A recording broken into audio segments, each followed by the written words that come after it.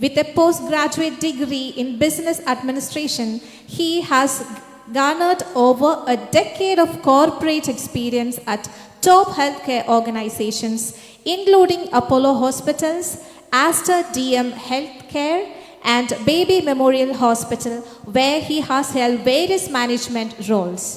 Recognized as a leading consultant, Shiv Prasad collaborates with hospitals, healthcare providers, and facilitators to enhance and refine their medical tourism strategies. His areas of expertise are healthcare operations management, medical tourism strategy development, internal patient services, healthcare quality and accreditation, market analysis and trends.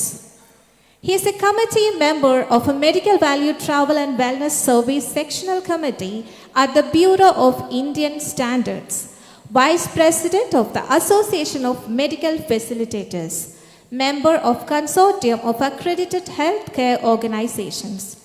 He is an author of numerous articles on medical tourism published in leading healthcare journals and industry publications. So, നമ്മുടെ ഇന്നത്തെ moderator is more than just ആ ഒരു ടൈറ്റിലിന് അപ്പുറത്തേക്ക് he is awesome അല്ലേ? നല്ലൊരു കയ്യടി സമ്മാനിച്ചുകൊണ്ട് let's welcome him to the dais. Please join us on stage. And along with him, നമ്മുടെ ഇന്നത്തെ മെമ്പേഴ്സിനെ കൂടെ പാനൽ ഡിസ്കഷൻ മെമ്പേഴ്സിനെ കൂടെ വേദിയിലേക്ക് വെൽക്കം ചെയ്യുകയാണ് mister Abdul Salam, Joint Secretary, AMF, MD, Fly at the Right Holidays. Welcome and join us on stage, sir. And Mr. Jayesh Nair, COO, VPS Lakeshore Hospital, Cochin. Welcome and join us on stage. Mr. Amit Singhal, Consultant, MVT Aster Medcity, Cochin. Please welcome and join us on stage. Mr. Mohammed Bawa, Kerala Tourism Advisory Board member and Arabic language expert. Sir, welcome to the dais. Dr. Kiran B. Nair, MD Ayurveda, MD Vaidya Healthcare, Ela Ayurveda and Rehabilitation. Please welcome and join us on stage. And Mr. Benny Thomas, Director, Medical Tourism Magazine. Yes, nalloru kayyadi sammanikam for our distinguished panel members. Yes, welcome. Mr. Shiv Prasad PV, sir. Yes. നല്ലൊരു കയ്യടി കൊടുക്കാട്ടോ.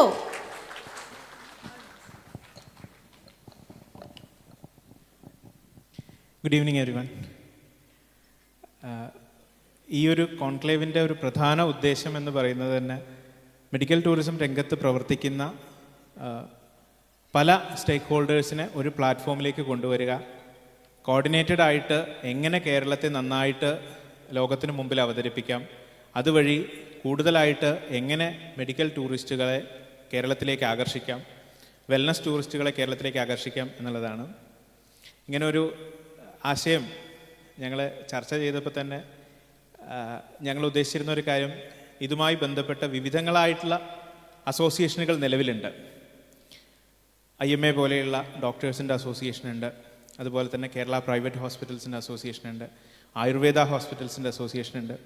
ഇത്തരത്തിലുള്ള വിവിധങ്ങളായിട്ടുള്ള അസോസിയേഷനുകൾ കൂടാതെ CA, FICCI പോലെയുള്ള industry bodies, ഇവരെല്ലാവരെയും കൂട്ടിയോജിപ്പിച്ചുകൊണ്ട് അല്ലെങ്കിൽ ഇവരുടെ എല്ലാവരെയും ഒരു ആശീർവാദത്തോടും സപ്പോർട്ടോടും കൂടി എങ്ങനെ നമുക്ക് കാര്യങ്ങളെല്ലാം ഏകോപിപ്പിച്ച് കൊണ്ടുപോകാം എന്നുള്ളതായിരുന്നു ഞങ്ങളുടെ ഒരു ഉദ്ദേശം. അതിൻ്റെ ഭാഗമായിട്ടാണ് വിവിധങ്ങളായിട്ടുള്ള മേഖലയിൽ പ്രഗത്ഭരായിട്ടുള്ള ആളുകളെ ഉൾപ്പെടുത്തിക്കൊണ്ട് ഇങ്ങനെ ഒരു ചർച്ച ഞങ്ങൾ ആലോചിച്ചത്. അതിൻ്റെ ഭാഗമായിട്ട് ഇപ്പം ഒരുപാട് പോയിൻറ്റ്സ് നമ്മളിവിടെ ഇതിനു മുമ്പെയുള്ള ഉദ്ഘാടന സെഷനിൽ തന്നെ സംസാരിച്ചു. ബാക്കി ഓരോ ഏരിയയിലും അവരുടേതായ എക്സ്പെർട്ടൈസ് പങ്കുവയ്ക്കാൻ വേണ്ടിയിട്ടാണ് നമ്മൾ പാനലിലുള്ള ആളുകളെ തിരഞ്ഞെടുത്തിരിക്കുന്നത്. വിവിധങ്ങളായിട്ടുള്ള മേഖലയിൽ പ്രാഗൽഭ്യം തെളിയിച്ചിട്ടുള്ള ആളുകളാണ് എല്ലാവരും. ഞാൻ ഈ ഒരു ചർച്ച തുടങ്ങി വെച്ചുകൊണ്ട് ഞാൻ പറയാൻ ആഗ്രഹിക്കുന്ന ചില കാര്യങ്ങൾ, കേരളത്തെ സംബന്ധിച്ച് നമുക്കറിയാം ഒരുപാട് ഓപ്പർച്യൂണിറ്റീസ് നമ്മുടെ മുമ്പിലുണ്ട്. ഏറ്റവും പ്രധാനപ്പെട്ട ഒരു കാര്യമെന്ന് പറയുന്നത് ലോകം ഇന്ന് ഉറ്റുനോക്കുന്ന ഇൻ്റഗ്രേറ്റഡ് ഹീലിംഗ് എന്ന് പറയുന്ന ഒരു കൺസെപ്റ്റിലേക്ക് ആയുർവേദവും അലോപ്പതിയും അതുപോലെ തന്നെ ഏറ്റവും ലേറ്റസ്റ്റ് ടെക്നോളജീസ് എന്തൊക്കെയാണോ അവൈലബിൾ ആയിട്ടുള്ളത് അതെല്ലാം ഇൻകോർപ്പറേറ്റ് ചെയ്തുകൊണ്ട് ട്രഡീഷണൽ വിസ്ഡം ഉപയോഗപ്പെടുത്തിക്കൊണ്ട് കൂടുതൽ ഫലപ്രദമായ രീതിയിൽ ഒരു ചികിത്സ നടത്താനായിട്ടുള്ള സാഹചര്യം ഇന്ന് മറ്റേതൊരു രാജ്യത്തെക്കാളും അതല്ലെങ്കിൽ മറ്റേതൊരു സംസ്ഥാനത്തെക്കാളും ഇന്ത്യയിലെ മറ്റേതൊരു സംസ്ഥാനത്തെക്കാൾ കൂടുതൽ കേരളത്തിന് അത്തരം ഒരു അവസരമുണ്ട്. ഒരു ഇൻ്റഗ്രേറ്റഡ് മെഡിസിൻ്റെ അനന്ത സാധ്യതകൾ നമുക്ക് മുമ്പിലുണ്ട്.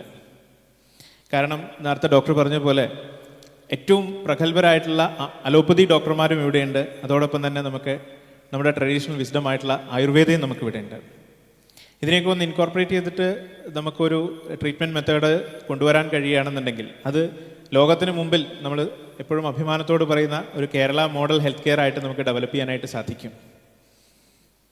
രണ്ട്, ഞാൻ നേരത്തെ പറഞ്ഞ പോലെ തന്നെ സ്കിൽഡ് ആയിട്ടുള്ള വർക്ക് ഫോഴ്സ്, അത് ഡോക്ടർമാർ മാത്രമല്ല മറ്റുള്ള എല്ലാ മേഖലയിലും നമ്മൾ എടുക്കുകയാണെന്നുണ്ടെങ്കിലും പാരാമെഡിക്കൽ സ്റ്റാഫുകളാണെന്നുണ്ടെങ്കിലും ബാക്കിയുള്ള എല്ലാ തരത്തിലുള്ള സ്റ്റാഫുകളും എടുക്കുകയാണെന്നുണ്ടെങ്കിലും നമുക്ക് അത്തരത്തിലുള്ള ആളുകൾ നമുക്കിവിടെ അവൈലബിൾ ആണ്.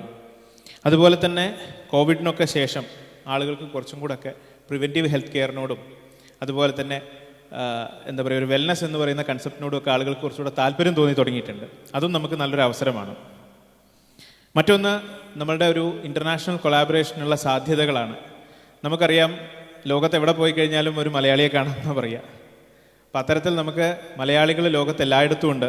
ഇപ്പം ഇവരൊക്കെ നമ്മളുടെ സംസ്ഥാനത്തിൻ്റെ അംബാസിഡർമാരായിട്ട് നമുക്ക് മാറ്റാൻ കഴിയുകയാണെന്നുണ്ടെങ്കിൽ ഇപ്പോൾ IMA എനിക്ക് തോന്നുന്നു IMAക്ക് 5-6 ബ്രാഞ്ചുകൾ ഇപ്പം ഇന്ത്യക്ക് പുറത്ത് സ്റ്റാർട്ട് ചെയ്തിട്ടുണ്ട്. അപ്പം ഇത്തരത്തിൽ എല്ലാ മേഖലയിലും നമ്മളുടെ എക്സ്പേർട്ട് ആളുകൾ പല സ്ഥലങ്ങളിലും ഉള്ളത് അവരെയൊക്കെ നമുക്ക് ഇത് നമ്മുടെ കേരളത്തിൻ്റെ ഒരു അംബാസിഡറായിട്ട് മാറ്റാൻ സാധിക്കുകയാണെന്നുണ്ടെങ്കിൽ we have enormous potential for international collaboration. പക്ഷേ ഇത്രയൊക്കെ സാധ്യതകൾ നമ്മുടെ മുമ്പിൽ നിൽക്കുമ്പോഴും ചില കാര്യങ്ങൾ കൊണ്ട് എന്തൊക്കെയോ നമ്മൾ പുറകോട്ട് പോകുന്നൊരു സാഹചര്യം ഉണ്ടായിട്ടുണ്ട്. അതിൽ പ്രധാനപ്പെട്ടതായിട്ട് ഞാൻ കണ്ടിട്ടുള്ള ഒരു കാര്യം എന്ന് പറയുന്നത് നമ്മുടെ ഫ്രാഗ്മെൻറ്റഡ് ആയിട്ടുള്ള ഒരു എക്കോസിസ്റ്റമാണ്. ഇപ്പോൾ നേരത്തെ പറഞ്ഞു ടൂർ ഓപ്പറേറ്റേഴ്സ് അവർക്ക് പലപ്പോഴും മെഡിക്കൽ ടൂറിസത്തിൽ എന്താ സംഭവിക്കുന്നതെന്ന് അറിയുന്നില്ല. മെഡിക്കൽ ടൂറിസം ചെയ്യുന്ന പല ആളുകളും ലെഷർ ടൂറിൻ്റെ കാര്യങ്ങൾ നോക്കാറില്ല. അതല്ലെങ്കിൽ വളരെ പ്രഗത്ഭരായിട്ടുള്ള ഡോക്ടേഴ്സ് പലർക്കും മെഡിക്കൽ ടൂറിസത്തിനോട് താല്പര്യമില്ല, അല്ലെങ്കിൽ അത്തരത്തിൽ ഇൻ്റർനാഷണൽ ലെവലിൽ പേഷ്യൻസിനെ സെർവ് ചെയ്യാനായിട്ട് അവർക്ക് താല്പര്യമില്ല, അല്ലെങ്കിൽ ആ ഒരു ലെവലിലേക്ക് എസ്റ്റാബ്ലിഷ് ചെയ്യാൻ അവർക്ക് താല്പര്യമില്ല. അപ്പം ഇങ്ങനെ വളരെ ഫ്രാഗ്മെൻറ്റഡ് ആയിട്ട് കിടക്കുന്ന ഒരു എക്കോസിസ്റ്റമാണ് നമുക്കുള്ളത്. അപ്പോൾ അതിന് നമുക്ക് ഒന്നിച്ച് ഒരു ത്രെഡിൽ കോർത്തെടുക്കാൻ പറ്റുകയാണെന്നുണ്ടെങ്കിൽ അത് നമുക്ക് ഒരുപാട് നന്നായിരിക്കും. മറ്റൊന്ന്, ഇപ്പം നമുക്ക് നിലവിൽ ഒരു മെഡിക്കൽ ടൂറിസം രംഗത്ത് എന്തെങ്കിലും തരത്തിലുള്ള ഒരു സർട്ടിഫൈഡ് കോഴ്സോ അതല്ലെങ്കിൽ എന്തെങ്കിലും തരത്തിലുള്ള ഒരു മെഡിക്കൽ ഫെസിലിറ്റേറ്റർ ആവാൻ എന്താണ് ഒരു മാനദണ്ഡം എന്ന് ചോദിച്ചു കഴിഞ്ഞാൽ നിലവിൽ അങ്ങനെ ഒരു മാനദണ്ഡം ഇല്ല. അപ്പം NABH അക്രഡിറ്റേഷൻ പോലെയുള്ള ഫെസിലിറ്റേറ്റർ കമ്പനികൾക്ക് വേണ്ടിയിട്ടുള്ള അംഗീകാരങ്ങൾ ഉണ്ടെങ്കിലും ഒരു ഇൻഡിവിജ്വലിനെ സംബന്ധിച്ചിടത്തോളം അങ്ങനെ ഒരു ട്രെയിനിങ്ങോ കാര്യങ്ങളോ ഒന്നുമില്ല. അപ്പോൾ ഞങ്ങൾ ഗവൺമെൻറ്റിനോടും ആവശ്യപ്പെട്ടിട്ടുള്ള ഒരു കാര്യമാണ്, കേരള ഗവൺമെൻറ്റിൻ്റെ അടുത്തും ആവശ്യപ്പെട്ടുള്ള ഒരു കാര്യമാണ് അത്തരത്തിലുള്ള സർട്ടിഫിക്കേഷൻ കോഴ്സസും ഈ മേഖലയിൽ പ്രാഗൽഭ്യം തെളിയിക്കാൻ ആവശ്യമായിട്ടുള്ള കാര്യങ്ങളും കൊണ്ടുവരിക എന്നുള്ളത്. അപ്പം ഇങ്ങനെ കുറേ കാര്യങ്ങൾ ഇമ്പ്രൂവ് ചെയ്ത് വരുമ്പം നമുക്ക് നമ്മുടെ സംസ്ഥാനം ഒരു ലോകത്തിന് മുമ്പിൽ തന്നെ ഒരു മെഡിക്കൽ ടൂറിസം ഡെസ്റ്റിനേഷനായിട്ട്, ഏറ്റവും മികച്ച ഒരു മെഡിക്കൽ ടൂറിസം ഡെസ്റ്റിനേഷനായിട്ട് നമുക്ക് മാറ്റാനായിട്ട് സാധിക്കും. ഈ ഒരു മേഖലയിൽ കൂടുതൽ ചർച്ചകൾക്ക് വേണ്ടിയിട്ട് മറ്റുള്ള പാനലിസ്റ്റുകളെ ക്ഷണിക്കുകയാണ്. ആദ്യമായിട്ട് ഡോക്ടർ ജയേഷ് നായർ സാറിനെയാണ് ക്ഷണിക്കുന്നത്. അദ്ദേഹത്തിൽ നിന്ന് ഒരു ഹോസ്പിറ്റൽ അഡ്മിനിസ്ട്രേറ്റർ എന്നുള്ള നിലയ്ക്ക് എന്തൊക്കെയാണ് നമുക്ക് ഇതേക്കുറിച്ചിട്ടുള്ള ഒരു പ്രോസ്പെക്റ്റീവ് എന്നുള്ളത് കേൾക്കാം. നന്ദി. Good evening and welcome everyone. Everybody has spoken here regarding wellness tourism, integration and various other aspects. But when you look at, do we really have an integrated system which combines both allopathy and Ayurveda? Every hospital does give an input with regards to a particular request that a patient has given, but there is no integrated approach that anybody gives. Every hospital gives its own thing, but there is no integrated thing. So I think that sort of one standardization and approach, I'm sure, will help us taking this concept further. Everybody spoke about tourism, both from medical and leisure point of view from Arab countries. There are still many other countries which are still there in this globe where people do not have access to medical facilities. They do want to come to Kerala. They have read about Kerala. They know about Kerala, but the challenge is with regards to connectivities.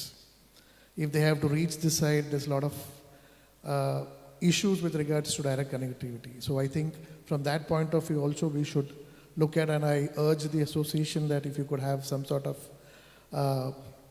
interaction with the government in terms of having better access and connectivity, I think that should help in getting more visitors, both from medical and leisure point of view. Thank you.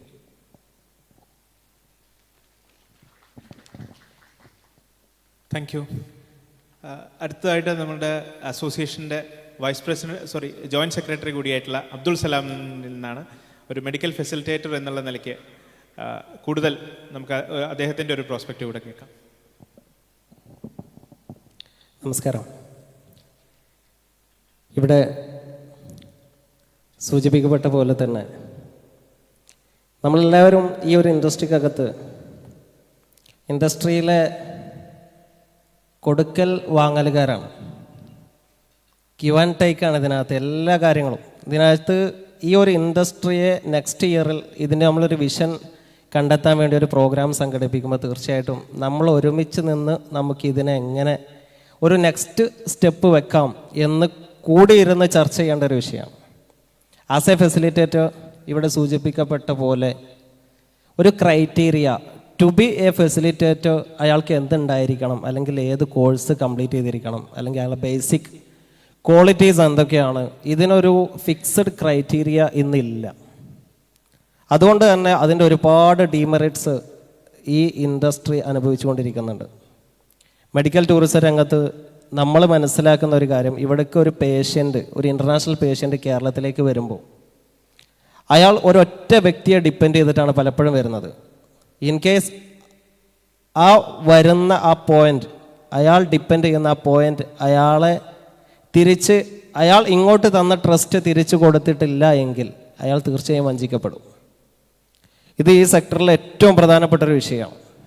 ഇവിടെ treatment വരുന്ന ഒരു പേഷ്യൻറ്റിനെ സംബന്ധിച്ചിടത്തോളം അയാൾ ഏത് ഹോസ്പിറ്റലിൽ പോകണം എന്ന കാര്യം പോലും ഈ ഒറ്റ പോയിന്റിൽ ഫിക്സഡ് ആണ്. എന്ന് വെച്ച് കഴിഞ്ഞാൽ ഈ ഫെസിലിറ്റേറ്ററാണ് പറയുന്നത്, അയാളുടെ റിപ്പോർട്ട് നോക്കിയിട്ട് അല്ലെങ്കിൽ അയാളുടെ ഒരു ഇഷ്യൂ എന്താണെന്ന് മനസ്സിലാക്കിയിട്ട് ഇന്ന ഹോസ്പിറ്റലായിരിക്കും അല്ലെങ്കിൽ ഇന്ന ഡോക്ടറായിരിക്കും ബെസ്റ്റ്. ഒരു 99% പേഷ്യൻറ്റിനും അതിന് മറുത്തൊരു വാക്കുണ്ടാകാറില്ല. ഓക്കെ, എൻ്റെ ഒരു എക്സ്പീരിയൻസിൽ GCCയിൽ നിന്ന് വരുന്ന ഒരു പേഷ്യൻറ്റും നമ്മൾ പറഞ്ഞതിനപ്പുറം അല്ല അതിനേക്കാൾ നല്ലത് ഇന്ന ഹോസ്പിറ്റലാണെന്ന് നമ്മളോട് പറയൂല. അപ്പോൾ ആസ് എ ഫെസിലിറ്റേറ്റർ, ഒരു മെഡിക്കൽ ഫെസിലിറ്റേറ്റർക്ക് ബേസിക് ആയിട്ട് ഉണ്ടായിരിക്കേണ്ട ഒരുപാട് ക്വാളിറ്റീസ് ഉണ്ട്. ആ ക്വാളിറ്റീസിനെ കുറിച്ച് ആദ്യം നമ്മളും അതോടൊപ്പം ഇനി ഈ ഒരു രംഗത്തേക്ക് കടന്നു വരുന്ന വ്യക്തികൾക്ക് ആ ഒരു ബേസിക് ക്വാളിറ്റി ഉണ്ട് എന്ന് ഉറപ്പ് വരുത്താൻ ഉള്ള ഒരു കാര്യവും നമ്മുടെ ഗവൺമെൻറ് ഭാഗത്തുനിന്നും നമ്മൾ ഈ ഇൻഡസ്ട്രിയെ ഒരിക്കലും നശിപ്പിക്കപ്പെടാതിരിക്കാൻ വേണ്ടി ഇതിൽ നിന്ന് അന്നം കണ്ടെത്തുന്നവർ എന്ന രീതിയിൽ നമ്മൾ തീർച്ചയായിട്ടും ആ ഒരു കാര്യത്തിൽ കർക്കശ നിലപാടിൽ മുന്നോട്ട് പോകണം എന്നുള്ള ഒരു അഭിപ്രായമാണ് എനിക്ക് സൂചിപ്പിക്കാനുള്ളത്. ബേസിക്കായിട്ട് ഒരു ഹെൽത്ത് ഫെസിലിറ്റേറ്റർ, ഒരു മെഡിക്കൽ ഫെസിലിറ്റേറ്റർ അത്യാവശ്യം ബേസിക് മെഡിക്കൽ നോളജ് അയാൾക്ക് ഉണ്ടായിരിക്കണം, മെഡിക്കൽ ടേംസ് അറിഞ്ഞിരിക്കണം, അതുപോലെ നല്ല കമ്മ്യൂണിക്കേഷൻ സ്കില്ലുണ്ടായിരിക്കണം. ഉദാഹരണമായിട്ട് ഒരു അറബിക് പേഷ്യൻ്റ് ഇവിടെ വരുമ്പോൾ നമ്മൾ ഈ പേഷ്യൻ്റ് കൺസൾട്ട് ചെയ്യുന്ന ഡോക്ടർ ഒരു പക്ഷേ അറബി സംസാരിക്കില്ല, പേഷ്യൻറ്റിന് ഇംഗ്ലീഷും അറിയില്ല. ഡോക്ടർ പറയുന്ന കറക്റ്റ് ഐഡിയ എന്താണോ അല്ലെങ്കിൽ ഇവരുടെ പ്രശ്നത്തിൻ്റെ സൊല്യൂഷൻ എന്താണോ അത് വളരെ കൃത്യമായി ഈ പേഷ്യൻറ്റിന് കൺവേ ചെയ്യേണ്ടത് ഈ ഫെസിലിറ്റേറ്ററാണ്. ആ കൺവേ ചെയ്യുന്നിടത്ത് ഏതെങ്കിലും ഒരു പോയിന്റിൽ മിസ്റ്റേക്ക് വന്നു കഴിഞ്ഞാൽ അയാളുടെ ആ ട്രിപ്പ് ഫുൾ യൂസ്ലെസ് ആണ്. അയാളുടെ വിസ, അയാളുടെ ടിക്കറ്റ്, അയാളുടെ ടൈം, ചിലപ്പോൾ ഡ്യൂട്ടി ടൈമിൽ ലീവ് എടുത്തിട്ടായിരിക്കും അയാൾ വന്നിട്ടുണ്ടാവുക, എല്ലാം. അപ്പോൾ ബേസിക്കായിട്ട് ഈ ഒരു ഐഡിയ കമ്മ്യൂണിക്കേറ്റ് ചെയ്യാനുള്ള കമ്മ്യൂണിക്കേഷൻ സ്കിൽ ഉണ്ടായിരിക്കണം, ലാംഗ്വേജ് സ്കിൽ ഉണ്ടായിരിക്കണം, അതോടൊപ്പം മെഡിക്കൽ ടേംസിൽ ബേസിക് ഐഡിയ തീർച്ചയായിട്ടും ഒരു ഫെസിലിറ്റേറ്റർക്ക് ഉണ്ടാവണം. ഇതൊന്നും കംപ്ലീറ്റ് ആയിട്ട് ഇപ്പം നമ്മുടെ ഈ മേഖലയിൽ പ്രവർത്തിച്ചുകൊണ്ടിരിക്കുന്ന ആളുകൾക്ക് ഉണ്ട് എന്ന് നമുക്ക് അവകാശപ്പെടാൻ പറ്റില്ലെങ്കിലും ആംഫിനെ സംബന്ധിച്ചിടത്തോളം അതിൻ്റെ രൂപീകരണ നയങ്ങളിലൊന്നായിരുന്നു നമ്മുടെ ഈ രംഗത്ത് പ്രവർത്തിക്കുന്ന ആംഫിൻ്റെ മെമ്പേഴ്സിനെ തീർച്ചയായിട്ടും ട്രെയിൻ ചെയ്യുകയും വളരെ കൃത്യമായി ഡോക്ടേഴ്സിൻ്റെ മെഡിക്കൽ ഇസ്തിലാഹാത്തുകൾ എന്ന് പറയും അറബിയിൽ, മെഡിക്കൽ ടേംസ്, ആ ഇസ്തിലാഹാത്തുകൾ വളരെ കൃത്യമായി ഡോക്ടർ എന്താണോ ഉദ്ദേശിച്ചത് അത് പേഷ്യൻറ്റിന് കൺവേ ചെയ്യാനുള്ള കഴിവ് തീർച്ചയായും നമ്മുടെ മെമ്പേഴ്സിന് ഉണ്ടായിരിക്കണം എന്നൊരു നയം നമ്മൾ തുടക്കത്തിൽ മുന്നോട്ട് വെച്ചിരുന്നു. അതിലേക്ക് എത്താൻ നമുക്ക് എന്തൊക്കെ ചെയ്യാൻ പറ്റും, അതിലൊരുപാട് കാര്യങ്ങൾ ഹോസ്പിറ്റൽ സെക്ടറിൽ നിന്ന് നമുക്ക് ചെയ്തു തരാൻ പറ്റും. അതാണ് ഞാൻ പറഞ്ഞു കൊണ്ടുവന്ന ഐഡിയ. തീർച്ചയായിട്ടും ഇനിയുള്ള കാലത്തെ മാർക്കറ്റിങ്ങോ അല്ലെങ്കിൽ മെഡിക്കൽ ടൂറിസം ഫെസിലിറ്റേറ്റിംഗ് ഒന്നും ഒരിക്കലും കഴിഞ്ഞ കാലങ്ങളെപ്പോലെ ആവില്ല. AI വന്നു, അതുപോലെ ഒരുപാട് നൂതന സാങ്കേതിക വിദ്യകൾ വന്നു. തീർച്ചയായിട്ടും നമ്മുടെ കയ്യിൽ എന്തുണ്ട് എന്ന് കൃത്യമായി ഇൻഫോർമേറ്റീവായിട്ട് പുറത്തുള്ള ആളുകൾക്ക് കൺവെൻസ് ചെയ്യാൻ കഴിഞ്ഞാൽ മാത്രമേ നമുക്ക് ഇതിൻ്റെ ഒരു നെക്സ്റ്റ് സ്റ്റെപ്പിലേക്ക് കൊണ്ടുപോകാൻ പറ്റുള്ളൂ. അപ്പോൾ അതിനു വേണ്ടി നമ്മുടെ പല ഡോക്ടേഴ്സിനും പല ഹോസ്പിറ്റലുകളിലും നമുക്ക് പോലും അറിയാത്ത ഒരുപാട് നൂതന സാങ്കേതിക വിദ്യകളിൽ സാമർഥ്യമുള്ള ഡോക്ടേഴ്സ് ഉണ്ട്.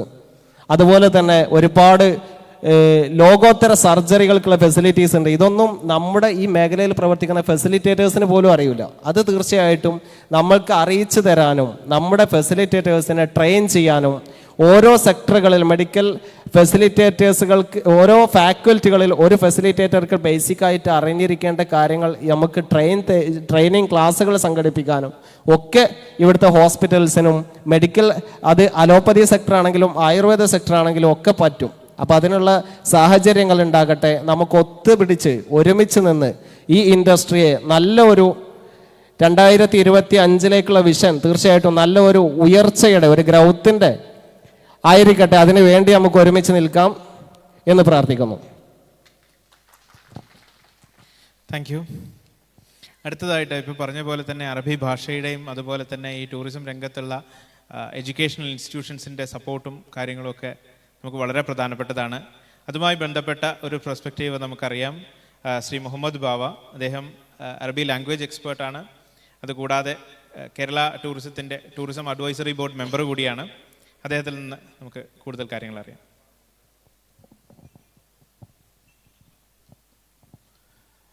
Good evening all.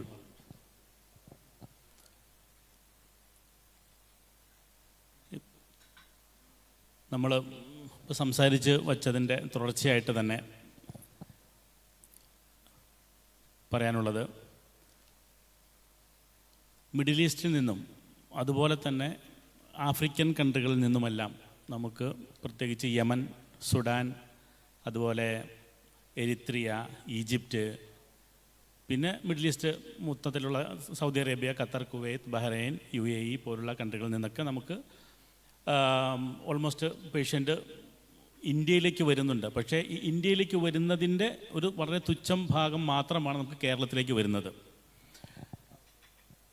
ഇന്ത്യയിലേക്ക് വരുന്നതിനേക്കാൾ ഉപരി ഈ പേഷ്യൻസ് അവരുടെ സർക്കാരിൻ്റെ സപ്പോർട്ടോട് കൂടി തന്നെ ചെക്ക് റിപ്പബ്ലിക്ക്, തായ്ലൻഡ്, ജർമ്മനി മുതലായ കൺട്രികളിലേക്ക് സർക്കാർ അയക്കുന്നുണ്ട് പേഷ്യൻറ്റിനെ. അപ്പം എന്തുകൊണ്ട് ഈ മിഡിൽ ഈസ്റ്റ് ഗവൺമെൻറ് ഇന്ത്യയിലേക്ക് ഒരു പ്രത്യേക ഹോസ്പിറ്റലിലേക്ക് ഈ പേഷ്യൻറ്റിനെ അയക്കുന്നില്ല? അതിൻ്റെ കാരണം നമ്മൾ കണ്ടെത്തണം. എന്തുകൊണ്ടാണ് ഒരു സൗദി ഗവൺമെൻറ്, അതല്ലെങ്കിൽ കുവൈത്ത് ഗവൺമെൻറ്, അല്ലെങ്കിൽ ഖത്തർ ഗവൺമെൻറ് ഇവർ പറയുന്നു നിങ്ങൾ ഇന്ത്യയിൽ അതല്ലെങ്കിൽ കേരളത്തിൽ ഇന്ന ഹോസ്പിറ്റലിൽ പോകണം എന്ന് പ്രത്യേകിച്ച് നിർദ്ദേശിക്കുന്നില്ല? എന്തുകൊണ്ടാണ് എന്നുള്ള കാരണം നമ്മളത് അന്വേഷിച്ച് കണ്ടെത്തിയാൽ തീർച്ചയായിട്ടും നമ്മുടെ പ്രത്യേകിച്ച് കേരളത്തിൽ തന്നെ എടുക്കാം. കേരളത്തിലെ പ്രധാനപ്പെട്ട ഹോസ്പിറ്റലുകൾ അവിടെ കൊടുക്കുന്ന സർവീസ് എന്താണ് എന്നുള്ളത് തീർച്ചയായും അവിടുത്തെ ആരോഗ്യ മന്ത്രാലയത്തിന് അറിവില്ല.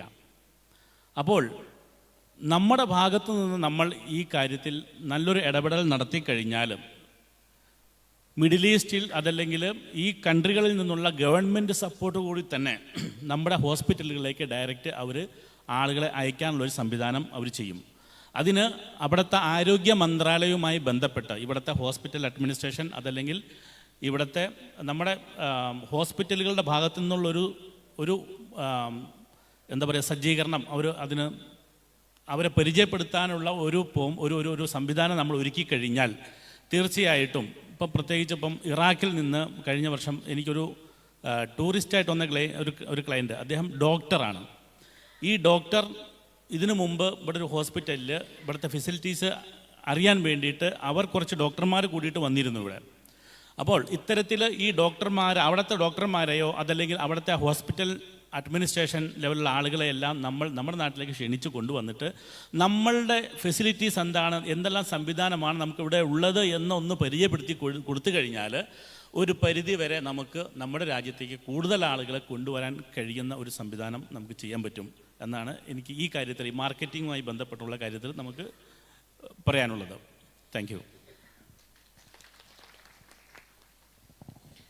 Thank you.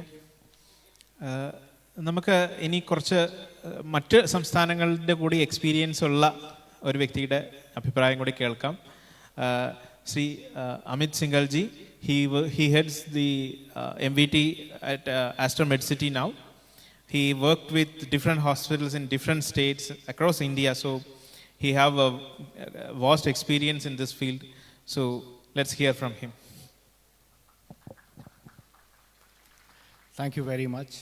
First of all, let me start by congratulating AMF and AATO for organizing this seminar. I think this step or this evening itself is a very big testimony to the fact that we are actually very serious about getting Kerala onto the global map of MVT. So what I would look at, my perspective would be that I think the opportunity is immense. For somebody who had never probably even stepped in Kerala as a tourist till about 2.5 years back, to now practically being very ingrained in the system, I think it's only thanks to the welcoming culture that is available here. Some things which I really feel stand out in for Kerala as a medical tourism destination for the future is the fact that there is excellent connectivity in terms of, we don't have direct flights, but there is connectivity from most parts of the world. Secondly, as Mr. Sanjeev said, that service is the most important thing. So it's a known fact that we have nurses and we have paramedics from Kerala across the world, and they're making us proud. So that is actually what I think is the very big USP that we can really look at doing. The other thing, I really feel that the integrated, as Jayesh said, that the integrated medicine, which the fact that we can actually do Ayurveda, we can do allopathic, we can do nature, we can do tourism, everything and anything is available here. There's obviously no surprise why it's actually called God's own country. Interestingly, the terminology started as medical tourism, and then it got known most commonly as MVT or medical value travel. And if you just take a minute to think why, because ideally the concept was people will come for tourism and get treated, or come for treatment and enjoy tourism as well. But more and more we realize that people are coming to just get treated, get their treatment done, and then they're kind of pushed back, or they're sent back, or they're in an eager hurry to get back. I guess Kerala actually offers a very interesting perspective where that really can be combined, and we can actually start calling it medical tourism again. I have never seen a place wherein you have a beach, you have backwaters, you have lakes, you have mountains, you have tea estates, anything and everything. I feel I've seen a lot of Kerala, but I know there's still a lot to do. The other thing, when I talk about the other states, or why, if I look at Delhi, I belong to Delhi, so I've been working in Delhi for a long time. I've done a lot of work towards North India, towards West India. I guess everybody's looking at the USP and trying to build on that. So if I look at Delhi started with the concept that they are excellent connectivity with every place, and they started building on it, that as a base, and then they built on a lot of other things. Obviously, when you talk about the doctor's experience, I feel doctors here are second to none. In fact, with proper marketing, we can actually realize that there are some excellent doctors here in Kerala, and the medical outcomes are much better. So overall, if I look at it, I think if you look at a Vision 2025, I guess not just 25 we're definitely poised to do, but for the next, not just 1 year, but even for the next decade, I really feel there is a lot of potential in Kerala to emerge as a very good medical value travel or a medical tourism destination. Thank you, sir. ഇനി നമുക്ക് മറ്റൊരു വിശിഷ്ടാതിഥിയിൽ നിന്ന് ഉള്ളൊരു prospective കേൾക്കാം. അദ്ദേഹം സ്ഥിരമായിട്ട് medical tourism എക്സിബിഷനുകളിൽ പങ്കെടുക്കുകയും medical tourism അതുപോലെ തന്നെ ആയുർവേദ എന്ന് പറഞ്ഞ 2 മാഗസിൻ്റെ പബ്ലിഷർ കൂടിയാണ്. അദ്ദേഹം ഗ്ലോബലി മെഡിക്കൽ ടൂറിസം എങ്ങനെയൊക്കെയാണ് വർക്ക് ചെയ്യുന്നത്, ആ കാര്യത്തിൽ വളരെയധികം അവഗാഹമുള്ള ഒരു വ്യക്തിയാണ്. അപ്പോൾ അദ്ദേഹത്തിൽ നിന്ന് കൂടുതൽ നമുക്കറിയാം. Mister Benny Thomas from medical tourism magazine. Thank you Shivaprasad. Good evening. ആദ്യമായിട്ട് തന്നെ ഇങ്ങനെയൊരു ചർച്ച സംഘടിപ്പിച്ചതിൽ ഇതിൻ്റെ ഭാരവാഹികളെ ഞാൻ അഭിനന്ദിക്കുകയാണ്. കാരണം ഇന്ന് ഇന്ത്യയിൽ ഏറ്റവും ജനശ്രദ്ധ ആകർഷിക്കുന്ന ഒരു ഏരിയ എന്ന് പറയുന്നത് ഹെൽത്ത് കെയർ ആണ്, പ്രത്യേകിച്ചും മെഡിക്കൽ ടൂറിസം. ഇന്നിവിടെ നമ്മൾ ചർച്ച ചെയ്യുന്നത് കേരളത്തിൻ്റെ മെഡിക്കൽ ടൂറിസം ഓപ്പർച്യൂണിറ്റിയിലെ അവസരത്തെ പറ്റിയാണ്.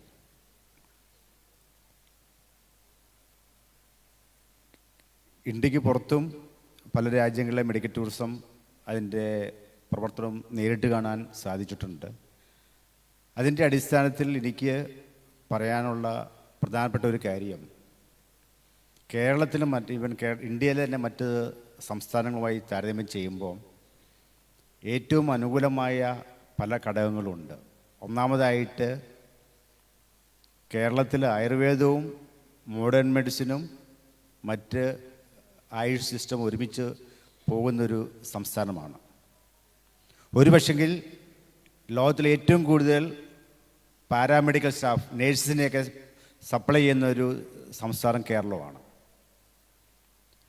മറ്റ് രാജ്യങ്ങളിലെ പ്രത്യേകിച്ചും മിഡിൽ ഈസ്റ്റിൽ വർക്ക് ചെയ്യുന്ന ഹോസ്പിറ്റലുകളിൽ അറബി സംസാരിക്കുന്ന നേഴ്സുമാർ നമ്മുടെ നാട്ടിൽ നിന്നുള്ള നേഴ്സുമാരാണ്. അതുകൊണ്ട് ഇന്ത്യക്ക് പുറത്ത് വർക്ക് ചെയ്യുന്ന എല്ലാ മലയാളികളും നമ്മുടെ ബ്രാൻഡ് അംബാസഡേഴ്സാണ്. ഇവിടെ ഒരു കാര്യം ശ്രദ്ധിക്കേണ്ടത്, കേരള ടൂറിസം മറ്റ് പല സംസ്ഥാനത്തെ അപേക്ഷിച്ചോ അല്ലെങ്കിൽ മറ്റ് രാജ്യങ്ങളെ അപേക്ഷിച്ചോ പല കാര്യങ്ങളും മുന്നിലാണ്. പക്ഷേ കേരളം ഒരു മെഡിക്കൽ ടൂറിസം ഹബ്ബാക്കി മാറ്റണമെങ്കിൽ അതിനെ ബ്രാൻഡ് ചെയ്യപ്പെടണം. ആഫ്രിക്കയിലെ ഏതെങ്കിലും ഒരു സ്ഥലത്തുള്ള ഒരു വ്യക്തിക്ക്, ഇല്ലെങ്കിൽ ലാറ്റിൻ അമേരിക്കയിലുള്ള അല്ലെങ്കിൽ യൂറോപ്പിലെ ഏതെങ്കിലും ഒരു സ്ഥലത്തുനിന്ന് ഈ കേരളം എവിടെയാണെന്ന് അറിയത്തില്ല. പക്ഷേ നമുക്ക് ഇപ്പം നിങ്ങൾക്കറിയാം, പലർക്കും അറിയാം, ഈ വിദേശത്ത് എക്സിബിഷന് പോകുമ്പം തായ്ലൻഡോ അല്ലെങ്കിൽ ശ്രീലങ്കയോ അല്ലെങ്കിൽ മാൽദീവ്സ് ഇവരൊക്കെ ചെയ്യുന്നത് ഗവൺമെൻറ് സപ്പോർട്ടോടുകൂടി ഒരു ഏരിയ, ഒരു പവലിയൻ ഉണ്ടാക്കിയിട്ട് അവിടെ ചെറുതും വലുതുമായ ചെറിയ സ്റ്റോളുകളുണ്ടാകും, ടേബിൾ സ്പേസ് ഉണ്ടാവും. ഇവിടെ ഇരിക്കുന്ന പലർക്കും, പ്രത്യേകിച്ചും റിസോർട്ട് നടത്തുന്ന ആൾക്കാരോ അല്ല ഹോസ്പിറ്റലുകാർക്കോ എല്ലാവർക്കും ഒരുപോലെയുള്ള ഫിനാൻഷ്യൽ സ്ട്രെങ്ത് ഉണ്ടായില്ല. അപ്പോൾ നമുക്ക് ചെയ്യാവുന്നൊരു കാര്യം, ഇങ്ങനെ ആറ്റോടെ AMF-ൻ്റെയൊക്കെ സംയുക്തമായൊരു കൂട്ടായ്മയിൽ ഒരുമിച്ച് ഒരു അസോസിയേഷൻ പറയാം, ഇല്ലെങ്കിൽ ഒരു ഗ്രൂപ്പ്, ഒരു കൂട്ടായ്മ ഉണ്ടാക്കി കഴിഞ്ഞാൽ ഇൻ്റർനാഷണലായിട്ട് നമുക്ക് കേരളം എന്ന ബ്രാൻഡ് വിൽക്കാൻ പറ്റും. കേരളം എന്നു പറഞ്ഞാൽ കേരളത്തിൻ്റെ ഇവിടെ ഈ മെഡിക്കൽ ടൂറിസം രംഗത്ത് നമ്മൾക്കുള്ള ആ USPs, നമ്മുടെ യുണീക്ക് ആയിട്ടുള്ള കാര്യങ്ങൾ നമുക്ക് ഹൈലൈറ്റ് ചെയ്യപ്പെടണം. കേരളം ലോകത്തിലെ ഏറ്റവും ബെസ്റ്റായിട്ടുള്ള ഒരു MBTയുടെ ഒരു ഡെസ്റ്റിനേഷനായിട്ട് നമ്മൾ ഇതിനെ പ്രൊജക്റ്റ് ചെയ്യണം. അതിന് 1-2 വ്യക്തികൾ മാത്രം ശ്രമിച്ചാൽ പോരാ. നേരത്തെ സജീവ് സൂചിപ്പിച്ചതുപോലെ കേരളത്തിൽ ആയുർവേദം പ്രൊമോട്ട് ചെയ്യാൻ, കേരളത്തിൻ്റെ ആയുർവേദം പുറത്ത് പ്രൊമോട്ട് ചെയ്യാൻ തുടങ്ങിയിട്ട് 25-30 വർഷമായി. അടുത്ത കാലത്താണ് അതിൻ്റെ പല അവകാശങ്ങൾ വന്ന് ഞങ്ങളാണ് മുന്നേ ഞങ്ങളാണെന്നുള്ളത്. പക്ഷെ അതല്ല, ഇവിടെ ചില ഇൻഡിവിജ്വൽസാണ് യൂറോപ്പിലും മറ്റ് രാജ്യങ്ങളിലും ആയുർവേദം വിറ്റത്. ഞാൻ യാത്ര ചെയ്തപ്പോൾ കണ്ട ഒരു കാര്യം, കാനഡയിലുണ്ട് ആയുർവേദ സെൻറ്റർ, കേരള ആയുർവേദ. US കണ്ടിട്ടുണ്ട്, അതും കേരള ആയുർവേദ. ഇപ്പം നോർത്ത് ഇന്ത്യ ചെന്ന് കഴിഞ്ഞാൽ അവർക്കെല്ലാം വേണ്ടത് കേരള ആയുർവേദയാണ്. കാരണം മറ്റ് സ്ഥലത്തെ ആയുർവേദത്തെ അപേക്ഷിച്ച് നമ്മുടെ ആയുർവേദത്തിന് കുറച്ചുകൂടെ വിശ്വസനീയതയുണ്ട്. ആ വിശ്വസനീയത അല്ല ക്രെഡിബിലിറ്റി നമ്മൾ മെയിൻറ്റെയിൻ ചെയ്യണം. പക്ഷേ ഇതിനകത്ത് ഏറ്റവും പ്രധാനപ്പെട്ട ഒരു കാര്യം, ആയുർവേദമായാലും മോഡേൺ മെഡിസിൻ ആയാലും ഇല്ലെങ്കിൽ നാച്ചുറോപ്പതി ആയാലും ഇതിന് ക്വാളിറ്റി ഇല്ലെങ്കിൽ നമ്മുടെ സ്ഥാനം നമുക്ക് നഷ്ടപ്പെടും. ഇത് പറയുമ്പം വളരെ ക്രിട്ടിക്കലായിട്ടൊരു കാര്യം ഞാൻ പറയാൻ ആഗ്രഹിക്കുകയാണ്. പലർക്കും നെറ്റി ചുളിക്കുന്നൊരു കാര്യം പറയാൻ ആഗ്രഹിക്കുകയാണ്. നമ്മുടെ പലരുടെയും ധാരണ ആയുർവേദ സെൻറ്റർ എന്ന് പറഞ്ഞാൽ, ട്രീറ്റ്മെൻറ്റ് എന്ന് പറഞ്ഞാൽ അവിടെ കുഴമ്പിൻ്റെയും കഷായത്തിൻ്റെയും മണം ഉണ്ടാകണം എന്നൊരു തോന്നലുണ്ട്. ഞാൻ മലേഷ്യയിലും തായ്ലൻഡും മറ്റ് പല സ്ഥലത്തും ഉള്ള സ്പാകളിൽ ഞാൻ പോയിട്ടുണ്ട്. അവിടെ ചെല്ലുമ്പോൾ നല്ലൊരു ഫ്രാഗ്രൻസാണ്. അത് പല മുല്ലപ്പൂവിൻ്റെ ആകാം, ഇല്ലെങ്കിൽ മറ്റ് വേറെ എന്തെങ്കിലും ഒരു നല്ല സെൻ്റായിരിക്കാം. പക്ഷേ അവിടെ ചെല്ലുമ്പോൾ നമുക്കൊരു മൂക്ക് പൊത്തേണ്ട ആവശ്യമില്ല. നിർഭാഗ്യവശാൽ ഇന്ന് നമ്മുടെ പല ആയുർവേദ സെൻ്ററിലും റിസോർട്ടുകളിലുമുള്ള ട്രീറ്റ്മെൻറ്റ് റൂമിൽ കയറുമ്പം ആ ഒരു നല്ലൊരു അറ്റ്മോസ്ഫിയർ ഞാൻ കാണുന്നില്ല. രണ്ടാമത്തെ കാര്യം, ഇതുമായി ബന്ധപ്പെട്ട് വർക്ക് ചെയ്യുന്ന തെറാപ്പിസ്റ്റുകൾ അവരും വളരെ നീറ്റ് ആൻഡ് ടൈഡി ആയിട്ടുള്ള ഡ്രസ്സുകൾ ധരിക്കണം. ഞാൻ പറയുന്നത് ഗവൺമെൻറ് ഇനിഷ്യേറ്റീവ് എടുത്തിട്ട് ഇതുമായി ബന്ധപ്പെട്ട് റിസോർട്ടിൽ വർക്ക് ചെയ്യുന്ന, ഹോസ്പിറ്റലിൽ വർക്ക് ചെയ്യുന്ന തെറാപ്പിസ്റ്റുകൾക്ക് യൂണിഫോം അവർ നിർദ്ദേശിക്കണം, ഇന്ന യൂണിഫോം ആയിരിക്കണം. ഇല്ലെങ്കിൽ എന്താ പ്രശ്നം എന്ന് വെച്ച് കഴിഞ്ഞാൽ തെറാപ്പിസ്റ്റുകൾ കൈ പൊക്കുമ്പോഴത്തേക്കും ഭയങ്കര ചീത്ത മണമായിരിക്കും. വിദേശീയ സമയത്തുള്ള അവർ ഏറ്റവും പ്രധാനപ്പെട്ട നോക്കുന്നത് നീറ്റ്നെസ്സാണ്. അപ്പോൾ നമ്മളിവിടെ ഈ കൂട്ടായ ചർച്ചയിൽ വേണ്ട ഏറ്റവും പ്രധാനപ്പെട്ട ചില കാര്യങ്ങൾ, ഒന്ന്, നമ്മുടെ എല്ലാ ആയുർവേദ സെൻ്ററുകളും ഹോസ്പിറ്റലുകളിലും എല്ലാം വരുന്ന പേഷ്യൻറ്റിൻ്റെ അടുത്ത് ഇടപെടുന്ന ആൾക്കാർ, പ്രത്യേകിച്ചും തെറാപ്പിസ്റ്റുകളായിക്കോട്ടെ, നേഴ്സുമാരായിക്കോട്ടെ, അറ്റൻഡേഴ്സ് ആയിക്കോട്ടെ, അവർ നല്ല വസ്ത്രം ധരിച്ച് ഒരു നല്ല വിധത്തിൽ അവരെ അപ്രോച്ച് ചെയ്യാൻ പറ്റണം. രണ്ടാമത്തെ കാര്യം, ഞാൻ പറഞ്ഞത്, ഒരു കൂട്ടായ ശ്രമത്തിലൂടെ കേരള ബ്രാൻഡ് നമ്മൾ ഡെവലപ്പ് ചെയ്യണം. കേരള മോഡൽ നമ്മൾ പറയും പല ഡെവലപ്മെൻറ്റ് കാര്യങ്ങൾക്കും. പക്ഷേ മറ്റ് സംസ്ഥാനത്തെ അപേക്ഷിച്ച് നമുക്ക് എപ്പോഴും ഹൈലൈറ്റ് ചെയ്യാൻ പറ്റുന്ന ഒരു കാര്യം, നമ്മുടെ ആയുർവേദവും മോഡേൺ മെഡിസിനും ഇതെല്ലാ ബ്രാഞ്ചും കൂടെ ഒരുമിച്ച് ഒരു കുടക്കീഴിൽ ഇന്ന് വരുന്നുണ്ട്. നേരത്തെ നിങ്ങൾക്കറിയാം പല ഡോക്ടർമാരും, അതായത് മോഡേൺ മെഡിസിൻ ഡോക്ടർമാരും ആയുർവേദത്തെ സപ്പോർട്ട് ചെയ്യുന്നില്ല. ഇപ്പോഴും പല സ്ഥലത്തും അങ്ങനെ ഒരു അംഗീകരിക്കാൻ ബുദ്ധിമുട്ടുണ്ട്. പക്ഷേ ഇപ്പം കൊച്ചി തന്നെ പല ഹോസ്പിറ്റലിലും, മോഡേൺ മെഡിസിൻ ഹോസ്പിറ്റലിലും ആയുർവേദം അവർ ചെയ്യുന്നു. കാരണം ആയുർവേദത്തിൻ്റെതായ മെച്ചങ്ങളുണ്ട്, അതിൻ്റെതായ ചില പരിമിതികളുണ്ട്. പോരായ്മ ഞാൻ പരിമിതികൾ. മോഡേൺ മെഡിസിൻ അതുപോലെ തന്നെ. ഇപ്പോൾ കൈയൊടിഞ്ഞ് കാലൊടിഞ്ഞ് ചെല്ലുമ്പോൾ എക്സ്റേ എടുക്കണമെങ്കിൽ മോഡേൺ മെഡിസിനെ അല്ലെങ്കിൽ പുതിയ ടെക്നോളജി നമ്മൾ എടുക്കണം. ഇപ്പോൾ പുതിയ ലേറ്റസ്റ്റ് ആയിട്ടുള്ള ഡെവലപ്മെൻറ്റ് കാണുന്നത്, ഇപ്പോൾ ഞാൻ കഴിഞ്ഞ മാസം റിയാദിൽ എക്സിബിഷൻ പോയപ്പോൾ കണ്ടൊരു കാര്യം, UK നിന്ന് ഒരു കമ്പനി വന്നിരുന്നു, മെഡിക്കൽ ഡിവൈസസ് മാനുഫാക്ചറിങ് കമ്പനി, വലിയ കമ്പനിയാണ്, പേര് എനിക്ക് ഓർമ്മയില്ല.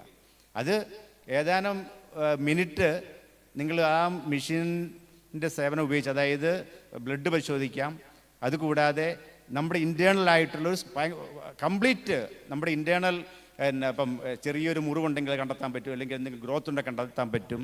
ഇനിയിപ്പം ടെലസ്കോപ്പിൻ്റെ ആവശ്യം വരുന്നില്ല. നിങ്ങൾക്കറിയാം കഴിഞ്ഞ കോവിഡ് സമയത്തൊക്കെ ഈ പല ടെസ്റ്റുകളും നടത്തി ഇപ്പോഴാണ് അതുവരെ കണ്ടെത്താൻ ഇരുന്ന പല അസുഖങ്ങളും കണ്ടെത്തി. അതേസമയം ഫെസിലിറ്റി കുറഞ്ഞപ്പോൾ, അല്ലെങ്കിൽ യാത്ര ചെയ്യാനുള്ള സൗകര്യം കുറഞ്ഞപ്പോൾ എന്ത് പറ്റി, പല അസുഖങ്ങളെപ്പറ്റി ആൾക്കാർ ബോധർ ചെയ്തില്ല. ഇപ്പം നമുക്ക് ചെയ്യുന്നൊരു കാര്യം, കൂട്ടായ ശ്രമത്തിലൂടെ നമ്മുടെ സർവീസിൻ്റെ ക്വാളിറ്റി ഇമ്പ്രൂവ് ചെയ്യണം. പിന്നെ ഗവൺമെൻറ്റിൻ്റെ സപ്പോർട്ടോട് കൂടി, അല്ലെങ്കിൽ ഗവൺമെൻറ് ഇടപെട്ട് തന്നെ ഒരു ഗൈഡ് ലൈൻ ഉണ്ടാക്കണം, മെഡിക്കൽ ടൂറിസം പോളിസി ഉണ്ടാക്കണം. പിന്നെ ട്രെയിനിങ്ങിന്, ഇവിടെ നേരത്തെ ആരുണ്ടോ പറഞ്ഞതുപോലെ ലാംഗ്വേജ് മാത്രമല്ല, നമുക്ക് ഇതുമായി ബന്ധപ്പെട്ട് പ്രവർത്തിക്കുന്ന എല്ലാവർക്കും പീരിയോഡിക്കൽ ട്രെയിനിങ് ചെയ്യണം. പിന്നെ ക്വാളിറ്റി പീരിയോഡിക്കലായിട്ട് ചെക്ക് ചെയ്യണം, ഓരോ റിസോർട്ടിലായാലും ഹോസ്പിറ്റലിലായാലും. കാരണം വിദേശത്ത് ഇപ്പം നിങ്ങൾക്കറിയാം, നേരത്തെ ആസ്ട്രലുണ്ടായിരുന്ന രാജീവ് ഇപ്പം തായ്ലൻഡിൽ വലിയ ഹോസ്പിറ്റലിൽ വർക്ക് ചെയ്യുന്നുണ്ട്. ഞാൻ ആ ഹോസ്പിറ്റലിൽ വിസിറ്റ് ചെയ്ത ആളാണ്. അവിടേക്ക് ചെന്ന് കഴിഞ്ഞാൽ 5 സ്റ്റാർ ഹോട്ടൽ മാറി നിൽക്കുന്ന സൗകര്യങ്ങളാണ് അവർ ഓഫർ ചെയ്യുന്നത്. പക്ഷേ ഇവിടെയും വലിയ വലിയ ഹോസ്പിറ്റൽസ് ഉണ്ട്, നല്ല റിസോർട്ടുകളുണ്ട്. അതേസമയം ഓരോ ഹോസ്പിറ്റലിനും ഓരോ റിസോർട്ടിനും ഇല്ലെങ്കിൽ ഓരോ ആയുർവേദ സെൻറ്ററിനും അവരുടേതായ യുണീക്ക്നെസ് ഉണ്ട്. ആ യുണീക്കായിട്ടുള്ള കാര്യങ്ങൾ നമുക്ക് ലോകത്തോട് വിളിച്ചു പറയണമെങ്കിൽ കൂട്ടായ ഒരു ശ്രമം വേണം. എല്ലാവരും ഒരുമിച്ച് ഒരേ ലക്ഷ്യത്തോടെ മുന്നേറിയാൽ കേരളത്തിലെ MVTക്ക് ഭയങ്കര സ്കോപ്പാണ്. കേരള ബ്രാഞ്ച്, ആ MVT അതായത് ഫിലിപ്പൈൻസിൽ നിന്നോ സിംഗപ്പൂരിൽ നിന്നോ തായ്ലൻഡിൽ നിന്നോ അല്ലെങ്കിൽ മലേഷ്യയിൽ നിന്നോ വരുന്ന ഒരു പേഷ്യൻറ്റിനെല്ലാം നമ്മൾ പ്രതീക്ഷിക്കേണ്ടത് ഏറ്റവും പണം സ്പെൻഡ് ചെയ്യുന്ന, സാമ്പത്തികമായിട്ട് വെൽ ഓഫ് ആയിട്ടുള്ള യൂറോപ്പിൽ നിന്നുള്ള പേഷ്യൻസിനെ നമുക്ക് ഇവിടെ കൊണ്ടുവരാൻ സാധിക്കണം. US നിന്ന് കൊണ്ടുവരാൻ പറ്റണം, കാനഡയിൽ നിന്ന് കൊണ്ടുവരാൻ പറ്റണം. അവിടെയൊക്കെ വെയിറ്റിംഗ് പീരീഡ് ഭയങ്കരമാണ്, മാസങ്ങളോളം വെയിറ്റ് ചെയ്യണം. ചില അസുഖങ്ങൾക്ക് ചെന്നാൽ രജിസ്ട്രേഷൻ കഴിഞ്ഞാൽ അല്ലെങ്കിൽ അത് രോഗി മരിച്ചാലും അവരെ കാണാൻ പറ്റില്ല, അതുപോലെ സമയമെടുക്കും. ആ ടാങ്ക് അപ്പം നമുക്ക് ഇവിടെ ഇല്ല. ഇവിടെ ഒരു അത്യാവശ്യമായിട്ടൊരു ഡോക്ടറെ കാണണമെന്ന് പറഞ്ഞാൽ ഇവൻ മിഡ് നൈറ്റിലും ഡോക്ടർ റെഡിയാണ്. നമ്മുടെ ഡോക്ടർമാർ വിദേശത്ത് ട്രെയിൻഡ് ആയിട്ടുള്ള ആൾക്കാരാണ്, ലാംഗ്വേജ് നന്നായിട്ട് പല ഭാഷ സംസാരിക്കുന്നവരാണ്. അപ്പം അതുകൊണ്ട് എനിക്ക് ഒരു കാര്യം സജസ്റ്റ് ചെയ്യാനുള്ളത്, ഇതിന് ശേഷം ഇനിയും ഇങ്ങനെയുള്ള ചർച്ചകൾ സംഘടിപ്പിച്ച് ഇതുമായി ബന്ധപ്പെട്ട ഒരു ഗവേണിംഗ് ബോഡി പോലെ ഉണ്ടാക്കിയിട്ട് ഗവൺമെൻറ് സപ്പോർട്ടോടുകൂടി, ഇപ്പം കേരളത്തിൽ കൊച്ചിയിലാണെങ്കിൽ KTM സൊസൈറ്റി ഉണ്ട്, ടൂറിസം രംഗത്ത് വലിയ കോൺട്രിബ്യൂഷനാണ് ചെയ്യുന്നത്. ഒരുപക്ഷെ ഇതുവരെ നടന്നതിൽ ഏറ്റവും ബെസ്റ്റ് KTM നടന്നത് ഈ കഴിഞ്ഞ വർഷമാണ്, ഈ വർഷം 2024 സെപ്റ്റംബറിൽ. അപ്പം നമുക്ക് മെഡിക്കൽ ടൂറിസം പ്രൊമോട്ട് ചെയ്യാൻ വേണ്ടി ആയുർവേദവും മോഡേൺ മെഡിസിനും എല്ലാ ബ്രാഞ്ചും കൂടെ ചേർന്നുള്ള ഒരു സൊസൈറ്റി പോലെ ഉണ്ടാക്കിയിട്ട് ഗവൺമെൻറ് സപ്പോർട്ടോടുകൂടി, കാരണം ഇവിടെ ടൂറിസത്തിലുണ്ടായ ഡെവലപ്മെൻറ്റ് മുഴുവനും നല്ല ശതമാനവും പ്രൈവറ്റ് പാർട്ടീസിൻ്റെ എഫേർട്ട് കൊണ്ടാണ്. ഇപ്പോൾ ആയുർവേദത്തിലായാലും മോഡേൺ മെഡിസിനായാലും ഈ MVT രംഗത്ത് നമുക്ക് മുന്നേറണമെങ്കിൽ ഒരു സൊസൈറ്റി പോലെ ഫോം ചെയ്ത് എല്ലാവരും കൂട്ടായ്മയോട് കൂടി ഒരു ഒറ്റ ശബ്ദത്തിൽ ഒരേ രീതിയിൽ പ്രവർത്തിക്കണം. എങ്കിൽ നമ്മുടെ ഭാവി വളരെ ശോഭനമായിരിക്കും. Thank you. നമ്മുടെ ഈ ചർച്ചകളിൽ ഏറ്റവും കൂടുതൽ കേട്ട ഒരു വാക്കായിരിക്കും ഇൻ്റഗ്രേറ്റഡ് മെഡിസിൻ അല്ലെങ്കിൽ ഇൻ്റഗ്രേറ്റഡ് സിസ്റ്റം എന്നുള്ളത്. അപ്പം നമുക്ക് ഒരു ആയുർവേദ ഹോസ്പിറ്റലിൻ്റെ ഓണർ കൂടിയായിട്ടുള്ള ഒരു ഓണ്ടർപ്രണർ കൂടി നമ്മുടെ കൂടെയുണ്ട്. അദ്ദേഹത്തിൽ നിന്ന് നമുക്ക് ആയുർവേദത്തിൽ ഈ രംഗത്ത് വരുന്ന ചാലഞ്ചസ് എന്തൊക്കെയാണ്, അതെങ്ങനെയൊക്കെ നമുക്ക് എന്തൊക്കെ ഗുണകരമായ കാര്യങ്ങളുണ്ട് എന്നുള്ളത് നമുക്ക് കേൾക്കാം. Doctor Kiran from Ila Ayurveda. Good evening all. First of all thanks to AMF ഇങ്ങനൊരു ഓപ്പർച്യൂണിറ്റി തന്നതിന്. ഞാൻ എന്താണോ പറയാനിരുന്ന എല്ലാം ഓൾറെഡി ബെന്നി സാർ ഇവിടെ ഡിസ്കസ് ചെയ്ത് കഴിഞ്ഞു, ടോപ്പ് ടു ബോട്ടം. പക്ഷെ ഒരു കാര്യം എനിക്ക് ബെന്നി സാറിനോട് പറയാനുള്ളത്, ഇപ്പോൾ നമ്മുടെ തെറാപ്പി റൂംസിലൊക്കെ ആയുർവേദത്തിൻ്റെ സ്മെല്ലും കാര്യങ്ങളൊക്കെ ഉണ്ട്. ബട്ട് സ്റ്റിൽ ഇപ്പോൾ നമ്മൾ ഓൾമോസ്റ്റ് എല്ലാ ഹോസ്പിറ്റൽസിലും NABS സ്റ്റാൻഡേർഡ്സ് അക്രഡിറ്റേഷൻസ് മെയിൻറ്റെയിൻ ചെയ്ത് പോകുന്ന ഒരു സെൻറ്റേഴ്സാണ് മിക്കതും പോയിക്കൊണ്ടിരിക്കുന്നത്. അതിൽ വളരെ ക്ലാരിറ്റി ആയിട്ട് പറയുന്നുണ്ട്, പേഷ്യൻ്റെ സേഫ്റ്റി ആൻഡ് സർവീസസ് ആണ് പ്രധാനപ്പെട്ട ഫാക്ടേഴ്സ് അവരുടെ മെയിൻ പോയിൻറ്റ്സിൽ പറയുകയാണെങ്കിൽ. അപ്പോൾ അത് മാത്രമല്ല, ഇൻ്റഗ്രേറ്റഡ് സിസ്റ്റത്തെക്കുറിച്ച് പറയുകയാണെങ്കിൽ ഇപ്പോൾ നമ്മുടെ സെൻറ്റേഴ്സിൽ, പെരുമ്പാവൂർ നമ്മുടെ സെൻറ്റേഴ്സിൽ നമുക്ക് ഒരു പാനൽ ഓഫ് ഓർത്തോ ഡോക്ടേഴ്സുമായിട്ട് നമ്മൾ അസോസിയേറ്റ് ചെയ്യുന്നുണ്ട്. ഇഫ് ദേ TCR ചെയ്ത് കഴിഞ്ഞാൽ പോലും മേ ബി ആഫ്റ്റർ ഒരു 1 വീക്കിന് ശേഷം they to send the patients to നമ്മുടെ സെൻറ്റേഴ്സിലേക്ക് വിട്ടിട്ട് അവർ തന്നെ പറയുകയാണ്, ortho doctors they use to plan for ayurveda ചെയ്യൂ, ഗോ ഫോർ എ ഫിസിയോതെറാപ്പി. ആ ഒരു റീഹാബ് ആംഗിൾ നോക്കുമ്പോൾ ഇപ്പോൾ പണ്ടത്തേക്കാളൊക്കെ ഒരുപാട് മാറ്റങ്ങൾ വന്നു തുടങ്ങിയിട്ടുണ്ട്. സോ പ്രധാനപ്പെട്ടൊരു ഫാക്ടർ പറയാനുള്ളത് അവെയർനെസ് ആണ്. I mean awareness in the sense നമ്മൾ മാർക്കറ്റ് ചെയ്യുക എന്നുള്ള രീതിയിലല്ല, നമ്മുടെ ക്വാളിറ്റി ഓഫ് കേരള ആയുർവേദ ട്രീറ്റ്മെൻറ്റിൻ്റെ awareness to patients. For example, ഒരുപാട് അറബ് പേഷ്യൻസ് വന്നു കഴിഞ്ഞാൽ അവർക്കെല്ലാം പെട്ടെന്ന് വേണം. ബിക്കോസ് 2 ദിവസം അല്ലെ 5 ദിവസം ദേ കം ഫോർ നല്ലൊരു സ്പൈനൽ കനാൽ സ്റ്റിനോസിസ് ഒക്കെ ആയിരിക്കും, ബ്ലാഡർ ബൗൾ ഇൻകോണ്ടിനൻസ് ഒക്കെ കണ്ടേക്കാം. അവർക്ക് വന്നു കഴിഞ്ഞാൽ ഇമ്മീഡിയറ്റ് ആയിട്ട് ഒരു 5 ഡേയ്സിലോ 7 ഡേയ്സിലോ ഒരു 14 ഡേയ്സിലോ അവർക്ക് സർജറി വേണ്ട, ആയുർവേദം ചെയ്യണം, എല്ലാം പെട്ടെന്ന് വേണം. സോ നമ്മുടെ ടീം ഓഫ് ഡോക്ടേഴ്സ് തന്നെ ഇനീഷ്യലി നമ്മൾ ചെയ്യുന്നൊരു കാര്യം, ഡെയിലി ഒരു 10 മിനിറ്റ് ഒരു പേഷ്യൻസിന് പ്രോപ്പർ അവെയർനെസ് കൊടുക്കുകയാണ്. എന്താണ് ആയുർവേദം, എങ്ങനെ ചെയ്താൽ പേഷ്യൻസിന് ബെനിഫിറ്റ്സ് ഉണ്ടാകും. എനിക്ക് തോന്നുന്നു ഇവിടെ ഇരിക്കുന്ന ഈ ക്രൗഡിൽ ഒരു 99.9% ആൾക്കാർ ആയുർവേദ മെഡിസിൻസ് കഴിക്കാത്തവർ കാണില്ല. അപ്പം അത് നമ്മുടെ ട്രഡീഷണൽ പറയുകയാണെങ്കിൽ അഷ്ടാംഗ ഹൃദയത്തിൽ പറയുന്നുണ്ട്, സെക്കൻഡ് ചാപ്റ്ററിൽ നമ്മൾ രാവിലെ ദിനചര്യ എന്ന് പറയും. നമ്മളിവിടെ യൂഷ്വലായിട്ട് ചെയ്യുന്ന രാവിലെ എപ്പോൾ എഴുന്നേക്കണം, ബ്രഹ്മമുഹൂർത്തത്തിൽ എഴുന്നേക്കണം. എത്ര മണിക്കാണ് ബ്രഹ്മമുഹൂർത്തം ആർക്കും അറിയില്ല. അപ്പോൾ പ്രോപ്പർ അവെയർനെസ് ഇല്ല, എങ്ങനെ പല്ല് തേക്കണം, എപ്പോൾ കുളിക്കണം, സ്നാനം എത്ര ടൈപ്പ് ഉണ്ട്, അങ്ങനെ പല രീതിയിൽ നമ്മുടെ ആയുർവേദത്തിൽ വ്യക്തമായി പറയുന്നുണ്ട്. അപ്പോൾ ഇന്നത്തെ മോഡേൺ ആംഗിളിൽ പറയുകയാണെങ്കിൽ ഇൻ്റഗ്രേറ്റഡ് സിസ്റ്റം കുറച്ചും കൂടെ നമുക്ക് റീഹാബ് ആംഗിളിൽ നല്ല രീതിയിൽ പോസിറ്റീവ് റിസൾട്ട്സ് കിട്ടുന്നുണ്ട്. നമുക്ക് പോസിറ്റീവ് ഉണ്ട്, നെഗറ്റീവ് ഉണ്ട്. എല്ലാ കാര്യങ്ങളും നമുക്ക് ചെയ്യാൻ പറ്റില്ല. നമ്മുടെ പോസിറ്റീവായിട്ടുള്ള കാര്യങ്ങൾ പ്രോപ്പറായിട്ട് പേഷ്യൻസിനെ കമ്മ്യൂണിക്കേറ്റ് ചെയ്യുക, നമുക്ക് ചെയ്യാൻ പറ്റാത്ത കാര്യങ്ങൾ അവരുടെ അടുത്ത് പ്രോപ്പറായിട്ട് അവെയർനെസ് പാസ് ചെയ്തിട്ട് നമുക്ക് എന്താണോ വേണ്ടത് we have to send to the patients to nearest higher hospital. അല്ലാണ്ട് നമ്മൾ ചെയ്യാൻ പറ്റാത്ത കാര്യങ്ങൾ ഹോൾഡ് ചെയ്ത് വെച്ചിട്ട് നമുക്കൊരു നെഗറ്റീവായിട്ടുള്ള ഒരു ഇമ്പാക്റ്റ് ഉണ്ടാക്കേണ്ട ആവശ്യമില്ല. So already again I M thanks, എന്താ പറയുക, AMFന് ഒരു താങ്ക്സ് അറിയിക്കുന്നു giving A such an opportunity here. So already almost Benny സാറും ബാക്കി എല്ലാവരും ഈ ഒരു ചാപ്റ്ററിനെ, ഈ ഒരു ടോപ്പിക്കിനെ പറ്റി ഡിസ്കസ് ചെയ്തിരിക്കുന്നു. Thank you. Thank you doctor. നമ്മളിപ്പം ഒരുപാട് പോയിന്റ്സ് ഇവിടെ ഡിസ്കസ് ചെയ്തു. നമ്മുടെ എക്സിസ്റ്റിംഗ് ട്രഡീഷണൽ മാർക്കറ്റ്സിന് കൂടാതെ നമ്മുടെ മാർക്കറ്റ്സ് എക്സ്പാൻഡ് ചെയ്യേണ്ടതിനെ കുറിച്ചിട്ടും ഇൻ്റഗ്രേറ്റഡ് സിസ്റ്റം കൊണ്ടുവരേണ്ടതിനെ പ്രാധാന്യത്തെക്കുറിച്ചിട്ടും അതുപോലെ തന്നെ ഈ രംഗത്ത് വേണ്ട എഡ്യൂക്കേഷണൽ പ്രോഗ്രാംസും അതുപോലെ സർട്ടിഫിക്കേഷൻസിൻ്റെയും പ്രാധാന്യത്തെക്കുറിച്ചിട്ടും നമ്മുടെ ഒരു ഡെസ്റ്റിനേഷൻ മാർക്കറ്റിംഗ്, ഒരു ബ്രാൻഡ് കേരള എന്നുള്ള രീതിയിൽ കോർഡിനേറ്റഡ് ആയിട്ടുള്ള നമ്മുടെ എല്ലാവരുടെയും സഹകരണത്തോടു കൂടിയുള്ള ഒരു എഫേർട്ടിൻ്റെ പ്രാധാന്യത്തെക്കുറിച്ചും അതുപോലെ തന്നെ ഒരു പേഷ്യൻ്റ് വരുന്ന സമയത്ത് അവരാഗ്രഹിക്കുന്ന രീതിയിലുള്ള ഒരു ബെറ്റർ പേഷ്യൻ്റ് എക്സ്പീരിയൻസ് ക്രിയേറ്റ് ചെയ്യുന്ന കാര്യത്തിലും വിവിധങ്ങളായിട്ടുള്ള ഇൻഡസ്ട്രി ബോഡീസിൻ്റെ ഒരു കൊളാബറേറ്റീവ് എഫേർട്സിനെ കുറിച്ചിട്ടും ഒക്കെ നമ്മളിവിടെ വിശദമായിട്ട് സംസാരിച്ചു. അതുപോലെ തന്നെ ഡോക്ടർ പറഞ്ഞ പോലെ നമ്മുടെ ഒരു അവയർനെസ്, നമ്മുടെ ട്രീറ്റ്മെൻറ്റ് മെത്തേഡിനെ കുറിച്ചിട്ടും അതുപോലെ തന്നെ ആയുർവേദയെക്കുറിച്ചിട്ടൊക്കെ ഉള്ള ഒരു അവയർനെസ് ക്രിയേറ്റ് ചെയ്യുന്നതിൻ്റെ പ്രാധാന്യത്തെക്കുറിച്ചൊക്കെ നമ്മളിവിടെ സംസാരിച്ചു. ഇതെല്ലാം നമുക്കൊരു റെക്കമെൻഡേഷനായിട്ട് ഗവൺമെൻറ്റിലേക്കും അതുപോലെ മറ്റുള്ള ഇൻഡസ്ട്രി ബോഡികളിലേക്കും നമ്മൾ സർക്കുലേറ്റ് ചെയ്യുന്നതായിരിക്കും. ഇതൊരു തുടക്കമാവട്ടെ എന്ന് ഞങ്ങൾ ആഗ്രഹിക്കുന്നു. ഇതുമായിട്ട് ബന്ധപ്പെട്ട് ഓഡിയൻസിൻ്റെ ഇടയിൽ നിന്നുള്ള ക്വസ്റ്റ്യൻസ് ആണ് ഇനിയുള്ളത്. അപ്പം ആർക്കെങ്കിലും ക്വസ്റ്റ്യൻസ് ഉണ്ടെങ്കിൽ ചോദിക്കാം. Mic കൊടുക്കാമോ?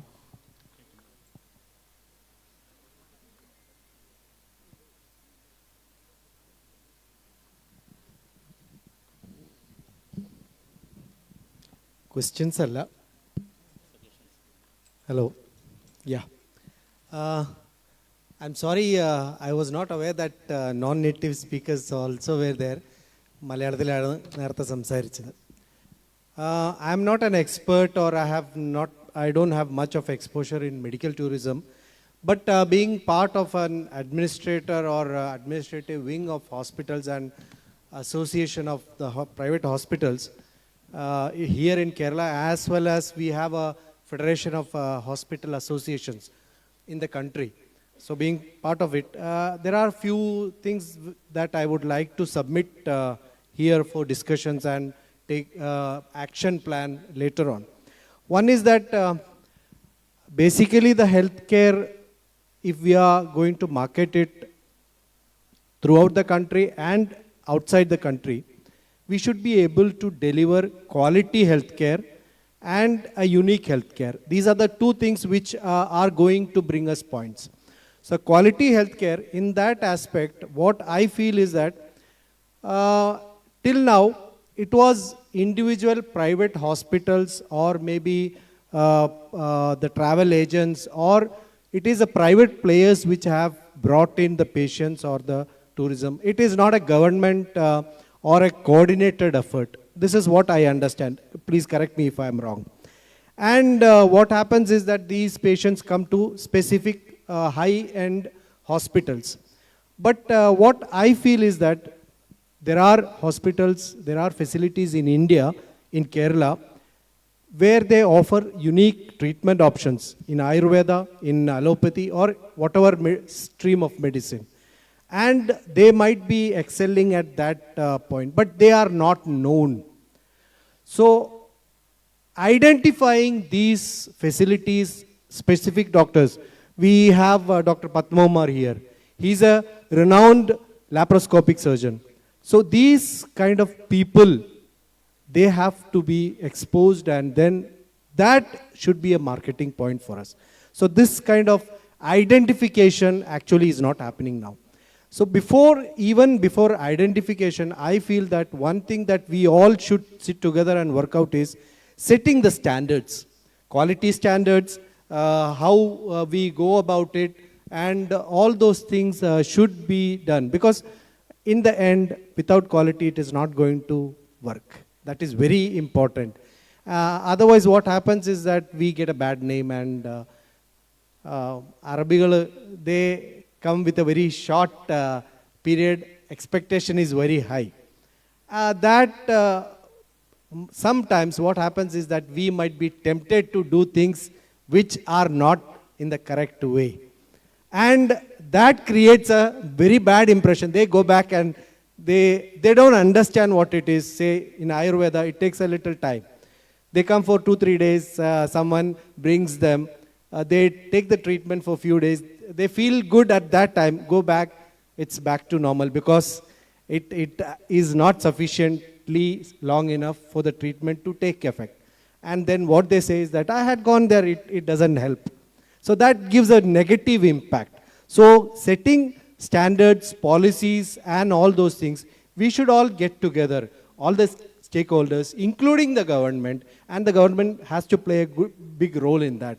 But we can't expect the government to take the initiative. We should take the initiative. That is one thing that I would like to point out.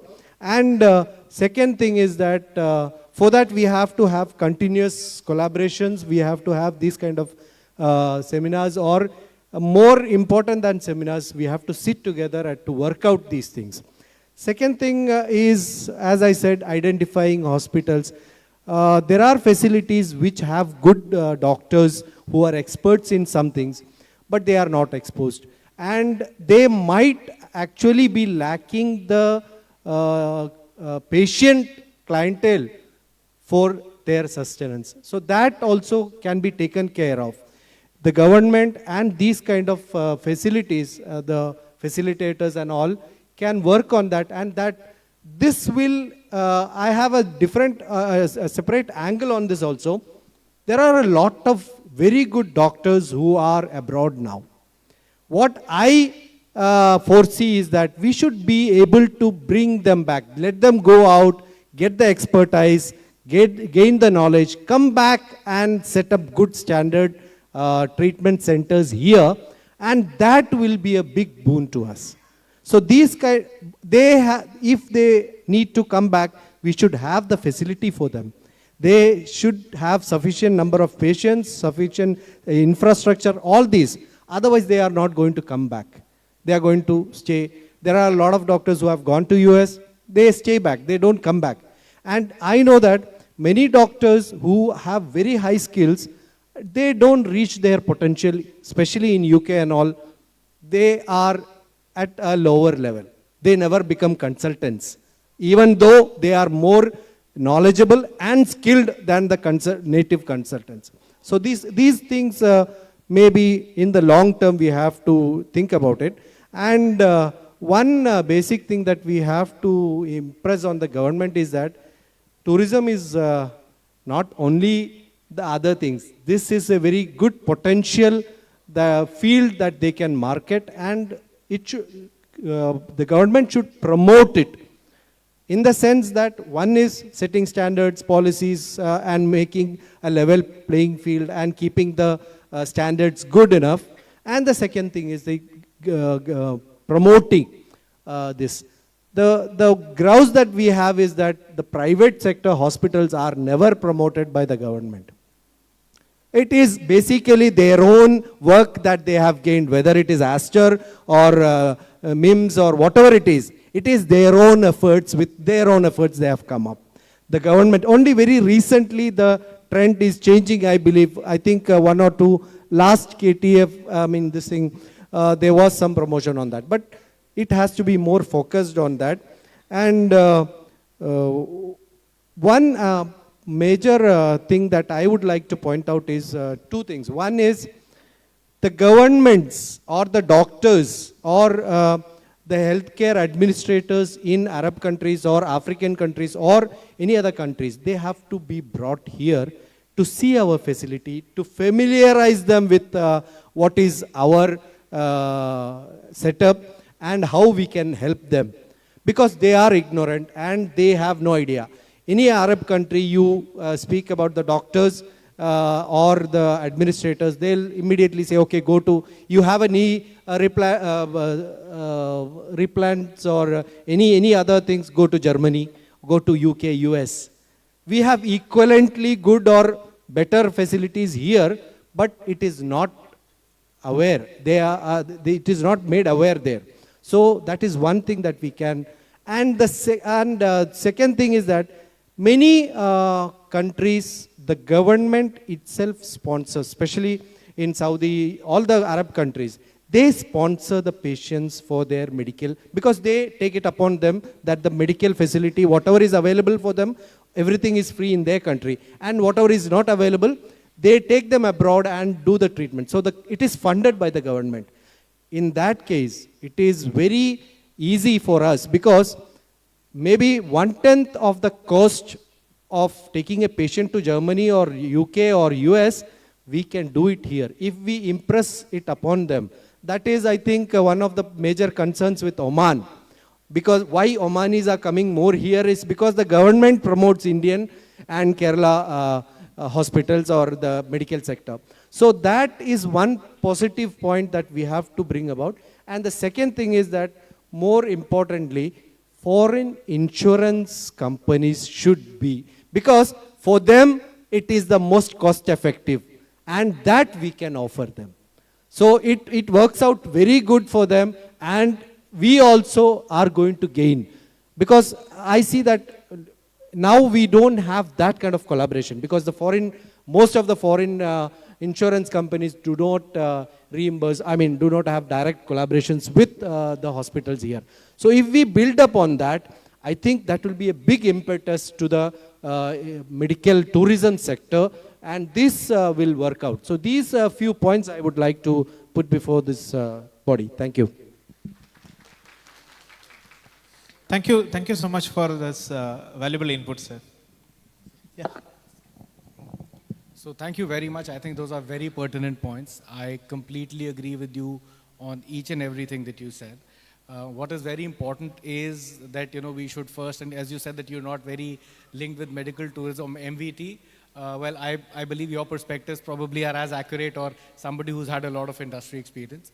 So the most important thing is that I think we really need to look at brand India first, which is happening in a couple of other countries. Like if you look at Turkey, if you look at Thailand, Mr. Benny was mentioning, there you don't really listen too much about if a patient went to Bumrungrad or Summit Awage or a Bangkok hospital, they say they went to Thailand. Similarly for Turkey, for other things. So here, unfortunately, we're still, this state or this hospital group, so we were getting there. What I wanted to bring to your notice is that, as you said, that the government has to play a very important role. Absolutely, yes. It's changing now. To some extent, we have a long way to go, but events like we have Mr. Sanjeev here from FICCI, but FICCI has a dedicated medical value travel wing, MVT wing. So there's this event called Advantage Healthcare, which has been, I think this is its 7th edition now, so it's been happening on an annual basis, barring 1 or 2 years for COVID, where there are hosted delegates which are called from across the world. And so whenever they're here, they encourage hospitals or individual MVT companies or even clinics to participate in that and to showcase themselves.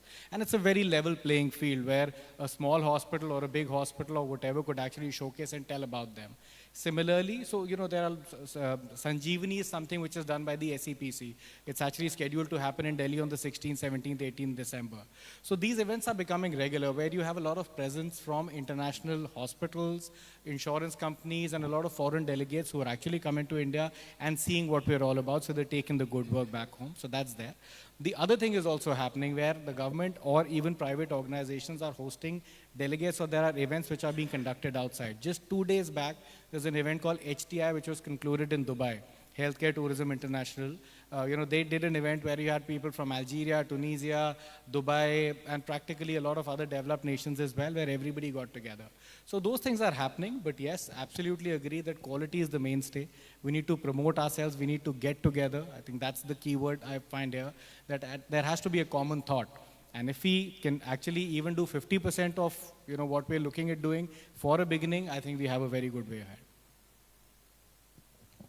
Thank you, sir. Any other questions or inputs?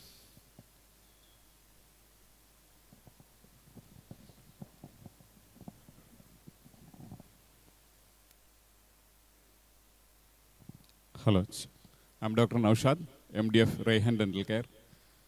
എനിക്ക് പറയാനുള്ളത്, unfortunately, nobody has mentioned anything about medical ethics. Because അത് പറയാൻ എനിക്ക് കാരണം എന്ന് പറഞ്ഞാൽ ചിലപ്പോൾ നമുക്ക് നമ്മളെ തന്നെ സെൽഫ് ക്രിട്ടിസൈസ് ചെയ്യാൻ പാടുള്ളതുകൊണ്ടായിരിക്കും. ഇതിൽ നമ്മുടെ ഈ മെഡിക്കൽ ഫീൽഡിൽ എന്തെങ്കിലും അണെത്തിക്കലായി പ്രാക്ടീസ് നടക്കുന്നുണ്ടോ, അതല്ലെങ്കിൽ അതിന് കൂട്ടു നിൽക്കുന്ന ആരെങ്കിലും നമ്മുടെ അസോസിയേഷനകത്തുണ്ടോ എന്നൊക്കെ കണ്ടുപിടിക്കേണ്ട ഒരു ബാധ്യതയും കൂടെ ഈ അസോസിയേഷനകത്തുള്ളവർക്കുള്ളതാണ്. പിന്നെ ഞങ്ങൾ ഡെൻ്റൽ ഒരു വിങ്ങിനെ കുറിച്ച് ആരും ഇതുവരെയ്ക്കൊന്നും സംസാരിക്കുന്നത് കേട്ടില്ല. We are the 3rd highest revenue makers in this field. Nobody has mentioned anything about dental field. ആ ഒരു കൺസേണും കൂടെ അറിയിക്കുകയാണ്. Thank you, sir. As you rightly said, dental is a very important area. Going forward, we'll have panelists, or we'll have that as part of discussion. Thank you. And about ethics, I don't. Yeah. And about ethics, as a industry organization, we are actively working towards finding all these culprits and trying to avoid all this kind of issues happening among hospitals and facilitators. And similarly, we can expand to other industry associations as well. That concern you raised is a valid point. We should definitely address that. Thank you. You would like to? ഇപ്പം പറഞ്ഞതിൻ്റെ അടിസ്ഥാനത്തിൽ രണ്ട് ക്ലാരിഫിക്കേഷനാണ്. ഞാൻ medical എത്തിക്സിനെ പറ്റി പ്രത്യേകം പറഞ്ഞില്ലെന്ന് മാത്രമേ ഉള്ളൂ. പക്ഷേ ഞാൻ പറഞ്ഞ ഗൈഡ് ലൈൻസ് ശരിക്കും നമ്മളെ തന്നെ ക്രിറ്റിസൈസ് ചെയ്യുന്ന, നമ്മളെ ചോദ്യം ചെയ്യുന്ന ഒരു കാര്യമാണ്. പല സ്ഥലങ്ങളിലും മെഡിക്കൽ എത്തിക്സിനെതിരായിട്ട്, അല്ലെങ്കിൽ ഇപ്പം വരുന്ന രോഗിയുടെ സൗകര്യാർത്ഥം ട്രീറ്റ് ചെയ്യുന്ന കാര്യങ്ങളുണ്ട്. അത് പലപ്പോഴും മെഡിക്കൽ എത്തിക്സിനാണ്. അത് ഓരോ ഹോസ്പിറ്റലുകാരും സ്വയം തീരുമാനിക്കേണ്ട കാര്യമാണ്, എത്തിക്സ് അനുസരിച്ചാണോ ട്രീറ്റ് ചെയ്യുന്നുള്ളത്. പിന്നെ രണ്ടാമത്തെ കാര്യം, ആയുർവേദം പല സ്ഥലങ്ങളിലും ഇപ്പോഴും അവരൊരു ട്രീറ്റ്മെൻറ്റ് മെത്തേഡായിട്ട് കാണുന്നില്ല. പക്ഷേ അതിന് അക്സെപ്റ്റൻസ് വേണമെന്നുണ്ടെങ്കിൽ ഗവൺമെൻറ് ലെവലിൽ തന്നെ ഇനിഷ്യേറ്റീവ് എടുത്തിട്ട് അതിനെ പ്രൊമോട്ട് ചെയ്യണം. ഇപ്പോൾ മറ്റ് രാജ്യങ്ങളിൽ ഞാൻ പറഞ്ഞു, ശ്രീലങ്കയാണെങ്കിൽ ഗവൺമെൻറ് ഭയങ്കരമായിട്ട് സപ്പോർട്ട് ചെയ്യുന്നുണ്ട്. അവർ ആയുർവേദക്കാരെല്ലാം ഒരുമിച്ച് കൊണ്ടുപോകുന്നുണ്ട്. ഇപ്പോൾ ITB ജർമ്മനിയിലായാലും WTM ലണ്ടനിലായാലും ഇവിടെല്ലാം ഗവൺമെൻറ് തന്നെ ഒരു ഏരിയ എടുത്തിട്ട് ആയുർവേദക്കാർക്ക് ടേബിൾ സ്പേസ് കൊടുക്കുക.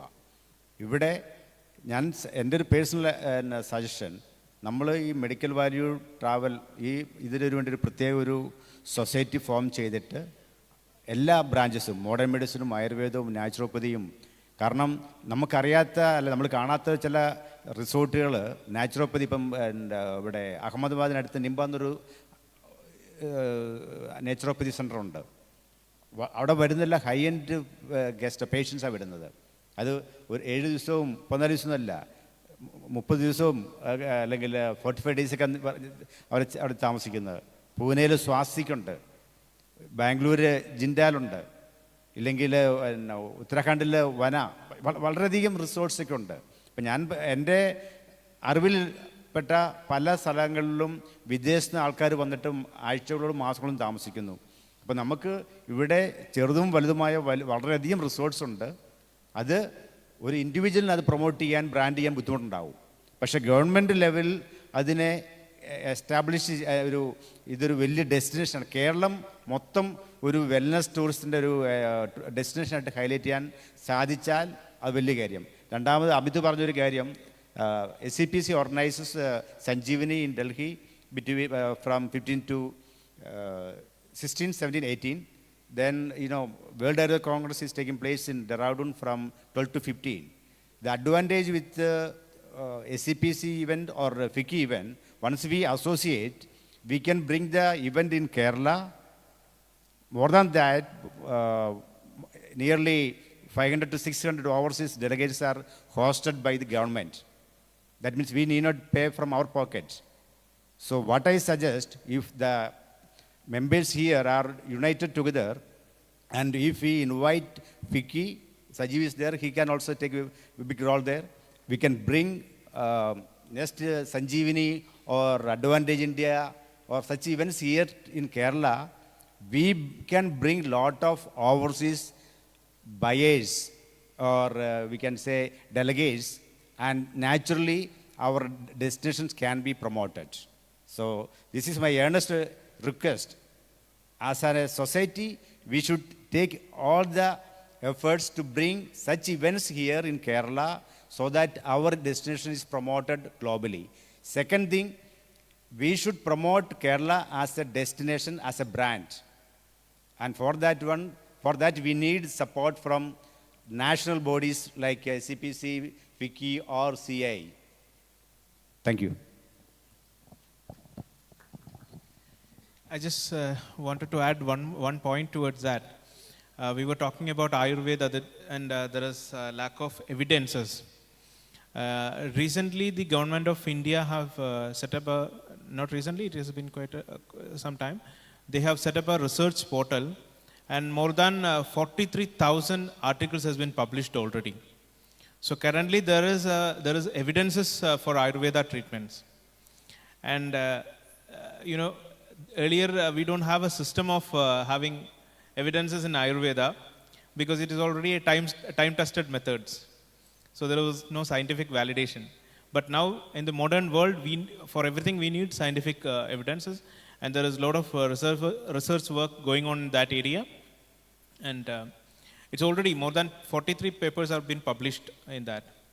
So there is a lot of work going on. Hopefully we will have more structured, integrated systems very soon.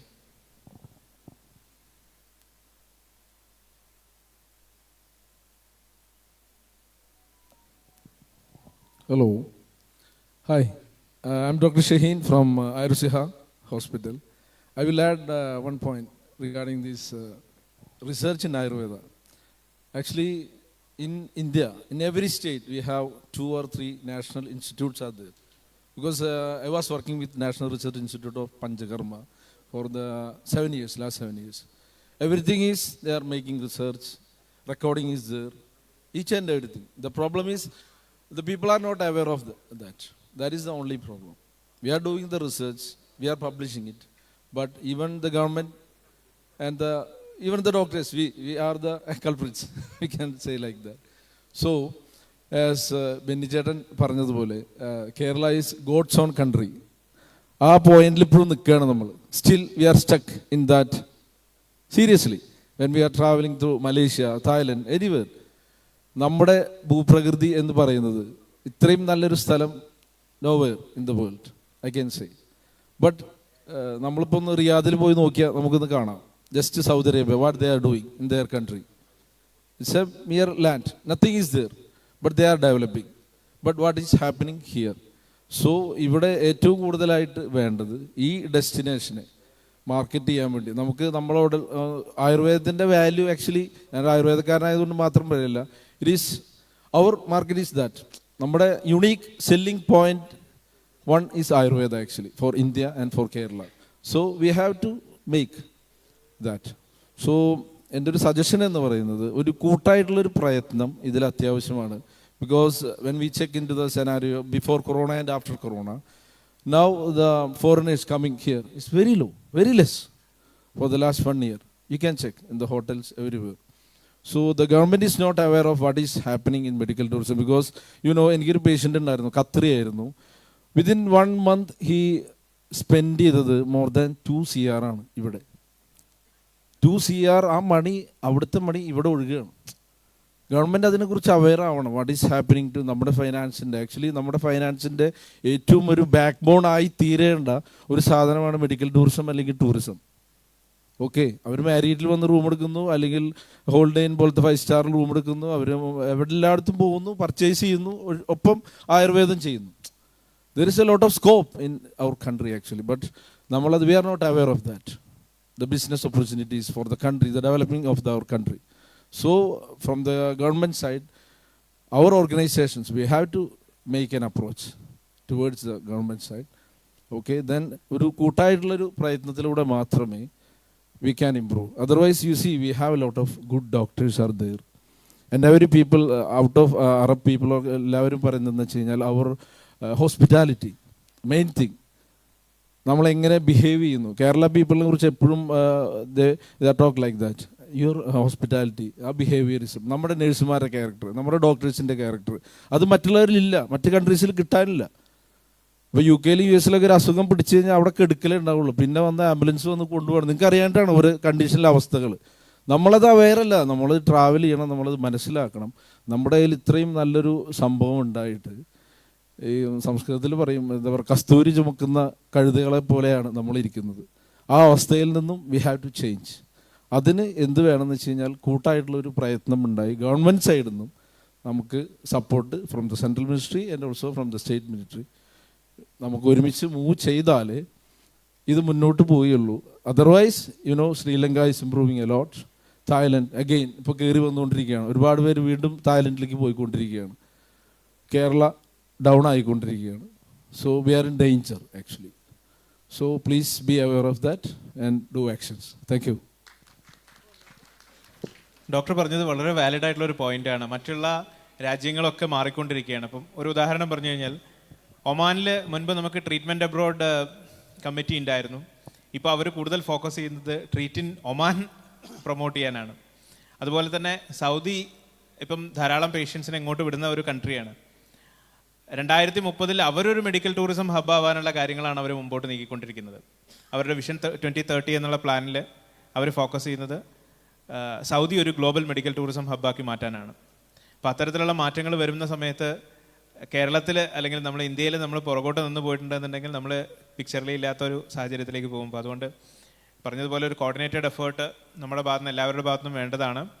സർക്കാരുകൾക്കും അതിന് വളരെ പ്രധാനപ്പെട്ട ഒരു പങ്കുണ്ട്. സർക്കാരിൻ്റെ ഒരു പങ്കാളിത്തത്തോടു കൂടി ഇത്തരത്തിലുള്ള പ്രവർത്തനങ്ങൾ മുമ്പോട്ട് കൊണ്ടുപോകാനായിട്ട് നമ്മുടെ എല്ലാവരുടെയും കൂട്ടായ ഒരു പരിശ്രമം ഉണ്ടെങ്കിലേ സാധിക്കുകയുള്ളൂ. വളരെ വാലിഡായിട്ടൊരു പോയിൻ്റാണ് പറഞ്ഞത്. Thank you. Excuse me sir, ഒരു പോയിന്റ് അടി. സോറി, ജസ്റ്റ് ഇപ്പം നമ്മൾ ഇതുവരെ പറഞ്ഞു വന്നതിൽ നിന്ന് ഒരുപാട് പ്രധാനപ്പെട്ട കാര്യങ്ങളോട് സൂചിച്ചു. നമ്മളെല്ലാവരും സൂചിപ്പിച്ച ഒരു കാര്യം ഗവൺമെൻറ് സൈഡിൽ നിന്നുള്ള സപ്പോർട്ട്. അതിനകത്ത് നമ്മൾ മനസ്സിലാക്കേണ്ട ഒരു കാര്യം, ആസ് എ ട്രാവൽ ഏജൻറ്റ് അല്ലെങ്കിൽ ഒരു ഹോസ്പിറ്റൽ അല്ലെങ്കിൽ ഒരു ആയുർവേദ ഹോസ്പിറ്റൽ, ഒരു ഡെൻ്റൽ ക്ലിനിക് അല്ലെങ്കിൽ ഒരു സ്കിൻ ക്ലിനിക്, എന്താണെങ്കിലും നമ്മൾ ഇൻഡിവിജ്വലി ഫോഴ്സ് ചെയ്താൽ നേടാൻ പറ്റുന്ന ഒരു കാര്യമല്ല അത്.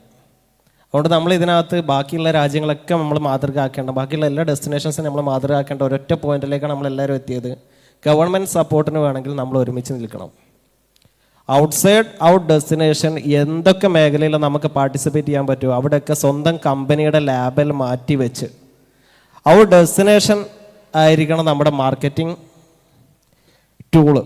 നമ്മൾ മാർക്കറ്റ് ചെയ്യേണ്ടത് നമ്മുടെ ഡെസ്റ്റിനേഷനെയാണ്. അത് എനിവ് എന്തായിക്കോട്ടെ, ഹോസ്പിറ്റാലിറ്റി ആയിക്കോട്ടെ, ഹെൽത്ത് കെയർ ആയിക്കോട്ടെ, ആയുർവേദം ആയിക്കോട്ടെ, ടൂറിസം ലെഷർ ആയിക്കോട്ടെ, മെഡിക്കൽ ആയിക്കോട്ടെ, എന്ത് സെക്ടർ ആണെങ്കിലും അതൊക്കെ നമുക്ക് അവിടെ വരുന്ന ഡയറക്റ്റ് B2C നമുക്ക് കൺവേ ചെയ്യാം. പക്ഷേ നമ്മൾ റെപ്രസെൻ്റ് ചെയ്യേണ്ടത് നമ്മുടെ ഡെസ്റ്റിനേഷനെ ആയിരിക്കണം. ആ ഒരു രീതിയിൽ നമ്മൾ ഒരുമിച്ച് നിൽക്കുവാണെങ്കിൽ മാത്രമേ ഒരു ഗവൺമെൻറ് അറ്റൻഷൻ ഈ വിഷയത്തിൽ നമുക്ക് കിട്ടുകയുള്ളൂ. അപ്പോൾ ഈ ചർച്ച ഇതിൻ്റെ ഒരു പ്രാരംഭമായിരിക്കണം. ഇത് തുടർന്ന് നമ്മൾ ഇതുപോലത്തെ സ്റ്റേജും പേജും ഒന്നും ഇല്ലെങ്കിലും നമ്മൾക്കിടയിൽ ഇതിൻ്റെ ഡിസ്കഷൻസ് നടന്നുകൊണ്ടിരിക്കണം. ഈ ഒരു സെക്ടറിൽ കണക്റ്റഡ് ആയിട്ടുള്ള നമ്മളെല്ലാവരും ഒരുമിച്ച് നിന്ന് how to get government attention to our point. അത് നമുക്ക് എപ്പോഴും നമ്മുടെ ഒരു നമ്മുടെ ഒരു മെയിൻ ഉദ്ദേശം അതായിരിക്കണം. എന്ന് വെച്ച് കഴിഞ്ഞാൽ അതുവഴി നമുക്ക് ഒരുപാട് കാര്യങ്ങൾ നേടിയെടുക്കാൻ പറ്റും. മറ്റൊന്ന്, ഇവിടെ ഡോക്ടർ നൗഷാദ് സൂചിപ്പിച്ച പോലെ ഡെൻ്റൽ കേസ് നമ്മൾ ശരിക്കും പരാമർശിക്കപ്പെടേണ്ട ഒരു കാര്യം തന്നെ ആയിരുന്നു. ഈ പലപ്പോഴും അറബ്സിനെ നമ്മൾക്ക് അറബിൽ ഫോക്കസ് ചെയ്യുന്നതുകൊണ്ടാണ് ഞാൻ ആ വിഷയം എടുത്ത് പറയുന്നത്. അറബ്സിനെ ഇങ്ങോട്ട് കൊണ്ടുവരുന്ന മെയിൻ പോയിന്റ്സിൽ ഒന്ന് അഫോർഡബിലിറ്റി തന്നെയാണ്. അവരുടെ നാട്ടിൽ ഒരു ഇംപ്ലാന്റിന് വരുന്ന കോസ്റ്റും ഇവിടെ വരുന്ന കോസ്റ്റും നന്നായിട്ട് വ്യത്യാസമുണ്ട്. അതുപോലെ തന്നെ അവിടുന്ന് വെക്കുന്ന ഇംപ്ലാന്റ്സിൻ്റെ ക്വാളിറ്റി ഇവിടെ വരുമ്പോൾ high quality with lifetime വാറണ്ടിയൊക്കെയാണ്. അപ്പോൾ നമ്മൾ എല്ലാ സാധനവും നമ്മുടെ കയ്യിലുണ്ട്. അഫോർഡബിലിറ്റി ഉണ്ട്, നല്ല മൾട്ടി സ്പെഷ്യാലിറ്റി ഹോസ്പിറ്റൽസ് ഉണ്ട്, വെൽ എഫിഷ്യൻസി ഉള്ള എക്സ്പീരിയൻസ്ഡ് ഡോക്ടേഴ്സ് ഉണ്ട്. ഞാൻ കഴിഞ്ഞ ദിവസം എൻ്റെ ആരുടെ ഞാൻ സൂചിപ്പിച്ചിട്ടുണ്ടായിരുന്നു, എനിക്ക് ഈ ലാസ്റ്റ് വീക്കിൽ വന്ന ഒരു പേഷ്യൻ്റ് അവിടെ നിന്ന് MRI എടുത്ത് കൊടുത്ത ഡോക്ടർ ഒരു ഇന്ത്യൻ ഡോക്ടർ ആയതുകൊണ്ട് അയാൾ കറക്റ്റ് രോഗം എന്താണെന്ന് ഐഡൻറ്റിഫൈ ചെയ്തു. പക്ഷെ അത് ഷോർട്ട് ഫോമിലാണ് എഴുതിയത്, MW സിൻഡ്രം എന്നെഴുതി. ഈ MW സിൻഡ്രം എന്ന ഈ റിപ്പോർട്ടുമായിട്ട് ഒമാനിലെ ഒരു ഹൈ എസ്റ്റാബ്ലിഷ്ഡ് ഹോസ്പിറ്റലിൽ ചെന്നിട്ട് ഡോക്ടറെ കൺസൾട്ട് ചെയ്തപ്പോൾ ഈ MW സിൻഡ്രം എന്താണെന്ന് അറിയാത്ത ഈജിപ്ഷ്യൻ ഡോക്ടർ സ്വന്തമായിട്ട് അതിനൊരു ഫുൾ ഫോം ഉണ്ടാക്കിയിട്ട് പേഷ്യൻ്റെ അടുത്ത് പറഞ്ഞു, താങ്കൾക്ക് MW സിൻഡ്രം എന്ന് പറഞ്ഞാൽ മസിൽ വീക്ക്നെസ് സിൻഡ്രം ആണ്, അതുകൊണ്ട് ഫിസിയോതെറാപ്പി ചെയ്യണമെന്ന് പറഞ്ഞു. ഈ സാധു പോയി 2 ആഴ്ച ഇറാനിൽ പോയിട്ട് ഫിസിയോതെറാപ്പി ചെയ്തു. ഇയാളുടെ പെയിൻ കൂടി കാലിൽ. ആ പേഷ്യൻ്റ് ഈ MRI റിപ്പോർട്ടുമായിട്ട് ഇവിടെ വന്നു. നമ്മുടെ ഇവിടുത്തെ ഡോക്ടറെ കണ്ട ഫസ്റ്റ് സിറ്റിങ്ങിൽ ഡോക്ടർ ഈ റിപ്പോർട്ട് വായിച്ചിട്ട് പറഞ്ഞു, MW സിൻഡ്രം എന്ന് പറഞ്ഞാൽ മുള്ളർ വൈസ് സിൻഡ്രം എന്നാണ് ഈ അസുഖത്തിൻ്റെ പേര്. നമ്മുടെ കാലിൻ്റെ ഈ ജോയിൻറ്റിലുള്ള എല്ല് ദ്രവിച്ചു പോകുന്ന അസുഖമാണ്. ഇത് എത്രയും പെട്ടെന്ന് സർജറി ചെയ്തിട്ട് സ്ക്രൂ ഇംപ്ലാന്റ് ചെയ്യണം. ഈ സാധുവാണ് 2 ആഴ്ച പോയിട്ട് ഫിസിയോതെറാപ്പി ചെയ്തത്. എല്ല് അകത്ത് ദ്രവിച്ചുകൊണ്ടിരിക്കുകയാണ്. അപ്പം നമ്മുടെ ഡോക്ടേഴ്സ് വെൽ എഫിഷ്യൻ്റ് ആണ്, എക്സ്പീരിയൻസ്ഡ് ആണ്, നല്ല നോളജുള്ള ആളുകളാണ്. നമുക്ക് നല്ല ഹോസ്പിറ്റൽസ് ഉണ്ട്, ഫെസിലിറ്റീസ് ഉണ്ട്. ഇൻ കേസ് നമ്മൾ കുറച്ചെങ്കിലും പിന്നെ നിൽക്കുന്ന ഇൻഫ്രാസ്ട്രക്ചർ ലെവലിലാണ്. മെഷീനറീസിൻ്റെ കാര്യത്തിലൊക്കെ ചിലപ്പോൾ അവിടുത്തെ ഹോസ്പിറ്റൽസ് അടിപൊളിയായിരിക്കും. പക്ഷേ ഒരു കീമോതെറാപ്പിക്ക് കറക്റ്റ് ഒരു കീമോ കഴിഞ്ഞ് സെക്കൻഡ് കീമോക്ക് 21 ഡേയ്സിൻ്റെ ഇൻ്റർവെല്ലാണ് വരിക. പക്ഷേ ഒമാനിൽ ഒരു കീമോ കഴിഞ്ഞ് 2ാമത്തെ കീമോക്ക് ഇവന് അപ്പോയിൻമെൻറ്റ് കിട്ടുന്നത് 3 മാസം കഴിഞ്ഞിട്ടാണ്. അതാണ് അവിടുത്തെ മെഡിക്കൽ സിസ്റ്റം. അതുകൊണ്ടാണ് ഇങ്ങോട്ട് ആളുകൾ വരുന്നത്. എനിക്കൊക്കെ പേഴ്സണലി എക്സ്പീരിയൻസ് ഉണ്ട്. CA പേഷ്യൻ്റ് ഇവിടെ വന്നിട്ട് ഓരോ കീമോക്കും വന്നിട്ട് 21 ഡേയ്സ് ഇവിടെ നിന്ന് ചില സമയത്ത് തിരിച്ചു പോയി 2ാമത് ടിക്കറ്റ് എടുത്ത് അടുത്ത കീമോക്ക് വന്ന് അവരുടെ ആ സൈക്കിൾ ഫുള്ളായിട്ട് 6 കീമോയും ഇവിടെ വന്ന് ചെയ്തു പോയ പേഷ്യൻസ് ഉണ്ട്. ആ സാധുവിന് ഒരുപാട് എക്സ്പെൻസ് ഉണ്ട്. പക്ഷേ അവരുടെ നാട്ടിൽ ഈ അപ്പോയിൻമെൻറ്റിന് വേണ്ടി വെയിറ്റ് ചെയ്ത് കഴിഞ്ഞാൽ ആൾ ബാക്കി ഉണ്ടാവില്ല. അപ്പം നമ്മൾ 2 കാര്യം നമുക്ക് ഈ ഇതുവരെ പറഞ്ഞു അതിൽ നിന്ന് ഗവൺമെൻറ് അറ്റൻഷൻ കിട്ടാൻ നമ്മൾ ഒരുമിച്ച് നിൽക്കുക. ഡെസ്റ്റിനേഷൻ മാർക്കറ്റിംഗ് എന്ന ഒരൊറ്റ പോയിന്റിലേക്ക് നമ്മളെല്ലാവരും വരിക. 2ാമത്തെ കാര്യം നമ്മുടെ ക്വാളിറ്റി ഇമ്പ്രൂവ് ചെയ്യുന്ന കാര്യം. ഈ ക്വാളിറ്റി ഇമ്പ്രൂവ്മെൻറ്റിനും നമ്മൾ ഒരുമിച്ച് നിൽക്കണം. കാരണം ഹോസ്പിറ്റൽ സെക്ടറിൽ നിന്ന് കിട്ടേണ്ട ക്ലാസ്സുകളുണ്ട്, ഗവൺമെൻറ് തലത്തിൽ നിന്നേണ്ട ക്ലാസ്സുകളുണ്ട്, ട്രെയിനിങ്ങുകളുണ്ട്, നമ്മൾ സെൽഫ് ഇമ്പ്രൂവ് ചെയ്യേണ്ട മേഖലകളുണ്ട്. ഇതിനെല്ലാം നമ്മൾ അഡ്രസ്സ് ചെയ്യുക എന്നാണ് റോബർട്ട് ഫ്രോസ്റ്റ് പറഞ്ഞ പോലെ we have miles to go before I sleep എന്ന് പറഞ്ഞ പോലെ നമുക്ക് കിടക്കുന്നതിന് ഒരുപാട് മൈലുകൾ ഇനിയും സഞ്ചരിക്കാനുള്ള തിരിച്ചറിവിലേക്ക് നമ്മളെല്ലാവരും വരിക. Thank you. I just want to add one more simple point. I'm telling more focus on with the Ayurveda properties. We have seen after the COVID, we were stuck with international patients. The 3 years we survived only with the domestic people. So the Indian market is such a huge, and Indian market people are ready to pay. There is no need to run behind the international clients. I'm very much clear with my experience. I'm telling, every time the market is shifting, especially for Ayurveda. Earlier it was European, then it was shifted to Russian. Now the entire scenario is changing. Arab tour focus is there, like people like Jihad and all, you people are working hard to get people, but that is negligible. You'll have to think about the Indian population. Because as president of Ayurveda Promotion Society and also the National Committee Chairman for Ayurveda FICCI, we have seen and we have decided to explore 2 things. One is the medical insurance is covered for Ayurveda now. We just imagine the impact what is going to happen. Then Prime Minister's, the health relief up to 5,500 rupees every day a person can get reimbursed from the central government. So these factors are aware, the awareness creation is not there in the market. So that is why Ayurveda Promotion Society, we are a consortium of Ayurveda service providers in Kerala. Now we decided not to go anywhere abroad. We decided to go inside India. It is B2C, it is not B2B, is not going to help. Sorry, the facilitators and operators will have to pardon me, because the Google search, any place they want to identify, they can identify other than the non-English speaking countries. English speaking countries, there is no need of any facilitators, because when I entered into the market in 2000, we were having around 18-20 operators based in Germany, and we all were surviving the German market. Now it is only 2 operators are remaining in Germany after COVID. You'll have to understand the scenario. So you will have to think entirely differently. Direct marketing is going to happen and it is going to yield result. Combined destination marketing and everything has happened 20 years before. We all went together in different parts of Kerala, different parts of the world for ITB. I started, I think almost in 98, I started ITB. Now I'm not going to ITB because that market is spending out. Somebody was telling me yesterday, in WTM, the representation from Kerala was only 4 or 5. And the expenditure the Kerala government is asking from one company for a table space is 2.5 lakhs. Why we are paying this much amount for that Kerala tourism? Because they are having their paraphernalia for the the event management company, the decoration, everything is taxed on the individual companies. Whereas the neighboring states like Karnataka, Goa and all giving free for the the entrepreneurs to exhibit. So the relying Kerala government for anything, it is not going to yield result. With my experience, I am telling very clearly, because the fund scarcity is there. And modern medical, the medical department which is headed by so and so, they are not aware that Ayush is there as their portfolio. Simple. Because there is no need for any promotion for the hospitals. That is what they are thinking. So I think group effort combined with expertise in marketing and pointing out the correct points, we can earn a better mileage.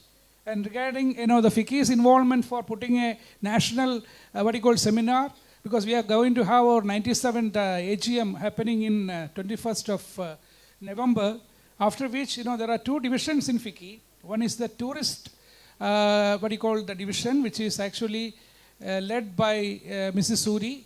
Now it is Deepak Deva. And there is another medical wing, which is going to be connected now. So I am going to be, as a part of the medical tourism line, I am going to be the chairman for that. So we are going to campaign together, because we have decided in FICCI what the future of India, because it's the oldest the association or a body which is very much pragmatic on their approaches.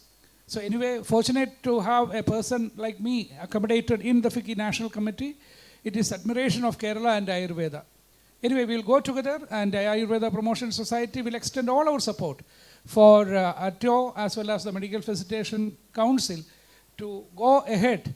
And we are always interested to share our experience, because we are the people who are experienced international as well as domestic marketing for last 30 years.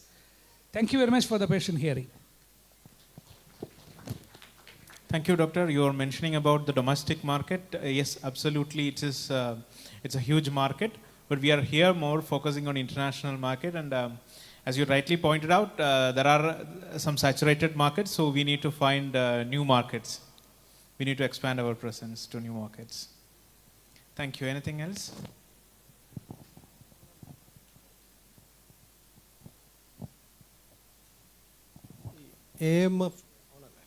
AMF ഈ ഫെസിലിറ്റേഷൻ്റെ കാര്യം പറഞ്ഞു, അതായത് identifying hospitals, എവിടെയാണ് treatment കിട്ടുക എന്നുള്ളത്. അതിൻ്റെ എന്തെങ്കിലും is there any guideline or protocol? What I would just put in is that hospitals, other maybe only few hospitals are actually known for these kind of things. So there are other hospitals also, mid-level and other hospitals also, which can provide this. So I think the facilitators should identify these kind of hospitals, and adine endengil oru committee or something should be there. And maybe if you get a patient which needs a particular treatment or something like that, there should be some, now we have a lot of social media and other modes of communication where you can easily present it, maybe second opinion kittam allengil anganeyulla chala karyangalum koodi I think you can do something about that. And well said, Dr. Naushad. Dental, എനിക്ക് ഒരു അനുഭവം പറയാനുള്ളത്, what he said was ഒമാനിൽ കീമോൻ്റെ പോലെ തന്നെ I know a friend who is a dentist. She is a dentist and she is in UK. So what happened is she had pain, and first diagnosis she needs an RCT, and the NHS system is so overburdened that she got an appointment after 6 months. So what she did was she came down here, did the treatment and went back. So this is a good opportunity, and as clearly pointed out, we have very good dental facilities here. Even maxillofacial surgical units are very good. And implantology is one thing, total rehabilitation and all those things are very good opportunities that we can explore about. So that I think apart from the allopathic Ayurveda and the other systems of medicine, even dentistry should also be a key player in this, because there is a lot of scope for that. Thank you. Doctor ഈ പറഞ്ഞ ഒരു concern, അതായത് നമ്മളിപ്പം ഹോസ്പിറ്റൽസിനെ എങ്ങനെയാണ് identify ചെയ്യുന്നത്, അതുപോലെ തന്നെ എങ്ങനെയാണ് ഡോക്ടേഴ്സിനെ ഐഡൻറ്റിഫൈ ചെയ്യുന്നത്. AMF ഞങ്ങൾ സ്റ്റാർട്ട് ചെയ്തിട്ട് ഇപ്പം വളരെ കുറച്ചായിട്ടേ ഉള്ളൂ. ഇപ്പോൾ റീസെൻ്റ്ലിയാണ് ഞങ്ങളുടെ ഒഫീഷ്യൽ രജിസ്ട്രേഷനും കാര്യങ്ങളൊക്കെ കംപ്ലീറ്റ് ചെയ്തത്. ഒരു 2-2.5 മാസമായിട്ടേ ഉള്ളൂ ഞങ്ങൾ ഇത് സ്റ്റാർട്ട് ചെയ്തിട്ട്. പക്ഷേ ഇപ്പോൾ തന്നെ ഞങ്ങൾ we are working towards establishing this kind of protocols. ഞങ്ങൾ ഒരു സിസ്റ്റമാറ്റിക് ആയിട്ട് ഹോസ്പിറ്റൽസിനെയും അതുപോലെ തന്നെ ഡോക്ടേഴ്സിനെയും ഇവാലുവേറ്റ് ചെയ്ത് ഒരു പെർട്ടിക്കുലർ ക്വയറി, നമുക്ക് മെഡിക്കൽ ക്വയറി വന്നു കഴിഞ്ഞാൽ, ഒരു സ്പെഷ്യാലിറ്റിയുടെ ഒരു ക്വയറി വന്നു കഴിഞ്ഞാൽ എങ്ങനെ അതൊരു ബെസ്റ്റ് ഡോക്ടറിലേക്ക് എത്തിക്കാം, അല്ലെങ്കിൽ ഒരു ബെസ്റ്റ് ഹോസ്പിറ്റലിലേക്ക് എത്തിക്കാം എന്നുള്ളതിന് സിസ്റ്റമാറ്റിക് ആയിട്ടുള്ള ഗൈഡ് ലൈൻസും അതിനുള്ള പ്രോട്ടോകോൾസും ഞങ്ങൾ പ്രിപ്പയർ ചെയ്തുകൊണ്ടിരിക്കുകയാണ്. We are already working on it. Maybe in 2-3 months' time, we will have that approved by our committee. And for that, we need support from different industry bodies like IMA and all. So definitely, we will work together on that. Thank you so much. Yes. Good evening. I am Ravi Shankar. ഞാൻ ഈ ഗ്രൂപ്പിലെ അല്ലെങ്കിൽ ടൂറിസമായിട്ട് ബന്ധപ്പെട്ട one of the senior most കക്ഷിയാണ്. Last 35 years ആയിട്ട് കേരള ടൂറിസത്തിൽ ഞാൻ സംസാരിക്കുന്നുണ്ട്. ബാബുവും പിന്നെ റഷീദൊക്കെ സംസാരിക്കണം എന്ന് പറഞ്ഞപ്പോൾ ഞാൻ പാനലിൽ വരാതെ മാറി നിന്നാണ്. പക്ഷേ എനിക്കിപ്പോൾ ഇത്രയധികം ഡിസ്കഷൻ വന്നപ്പോൾ 1-2 പോയിന്റുകൾ സജീവ് കുറുപ്പ് പറഞ്ഞത് അവിടെ നിന്ന് വന്നതൊക്കെ ആയിട്ടുള്ളതിൽ ഞാൻ 1993 30 വർഷം മുമ്പത്തെ ഒരു ഇൻസിഡൻറ്റ്, എങ്ങനെയാണ് കേരളത്തിലെ മെഡിക്കൽ ടൂറിസത്തിൻ്റെ ഫസ്റ്റ് ഇൻസിഡൻറ്റ് വന്നതെന്ന് ആലോചിക്കായിരുന്നു. ജർമ്മനിയിലെ ഒരു മലയാളി, ഒരു ഫാമിലി, വൈഫ് പിന്നെ നേഴ്സായിരുന്നു. അപ്പോൾ അവിടെ ഒരു സ്ട്രോക്ക് വന്ന് ഒരു പേഷ്യൻറ്റിന് അവരുടെ നൈബറായിരുന്നു. അവർ വന്ന്, പക്ഷെ അവസാനം അവിടെ ജർമ്മനിയിലെല്ലാം കഴിഞ്ഞ് അവസാനം കേരളത്തിൽ ഇങ്ങനെ ഒരു സിസ്റ്റം ഉണ്ടെന്ന് അവരുടെ ഈ നേഴ്സും ഈ നൈബറും പറയുന്നതനുസരിച്ച് അവർ തിരുവനന്തപുരത്ത് ഒരു ഹോസ്പിറ്റലിലേക്ക് വരുന്നു. അവിടെ നിന്ന് 92 ഡിസംബറിലായിരുന്നു ആ ഇൻസിഡൻറ്റിന് ശേഷം. അപ്പോൾ അത് ജർമ്മനിയിൽ വലിയൊരു, പിന്നെ ഇവിടുന്ന് ഒരു 3 മാസം കഴിഞ്ഞപ്പോഴേക്ക് ജർമ്മൻ ഡോക്ടേഴ്സ് പാരാലിസിസ് വന്ന് നടക്കാൻ പറ്റില്ല എന്ന് പറഞ്ഞ ആ സ്ത്രീയെ ഇവിടുന്ന് നടന്നിട്ടാണ് അവർ തിരിച്ചു പോകുന്നത്. അത് ജർമ്മൻ പത്രങ്ങളിൽ, അന്നത്തെ മീഡിയ ഇത്ര ഇല്ല, അന്ന് ജർമ്മൻ ടെലിവിഷൻ മാത്രമേ ഉള്ളൂ, ഇത്ര ആയിരുന്നില്ല. ആ സമയത്തിനാണ് ഇവിടെ ചേസിങ് ദി മൺസൂൺ എന്ന കേരള ടൂറിസമായിട്ട് ബന്ധപ്പെട്ട സ്ഥാനത്തിന് വേണ്ടിയിട്ട് BBC ഒരു ഡോക്യുമെൻ്ററി ചെയ്യാൻ പറ്റും, ജർമ്മൻ TV വരുന്നതും. ഇവർ ഈ പേഷ്യൻറ്റിൻ്റെയും ഈ ഡോക്ടറുടെയും ഇത് വെച്ചിട്ട് അവിടെ നിന്നാണ് സോമതീരം എന്നുള്ള ഇന്നത്തെ കേരളത്തിലെ ഫസ്റ്റ് ആയുർവേദ റിസോർട്ട് എന്നുള്ളൊരു കൺസെപ്റ്റിന് വരുന്നത്. അപ്പോൾ അതിനുശേഷം എനിക്കിപ്പോൾ വലിയ സന്തോഷമുണ്ട്.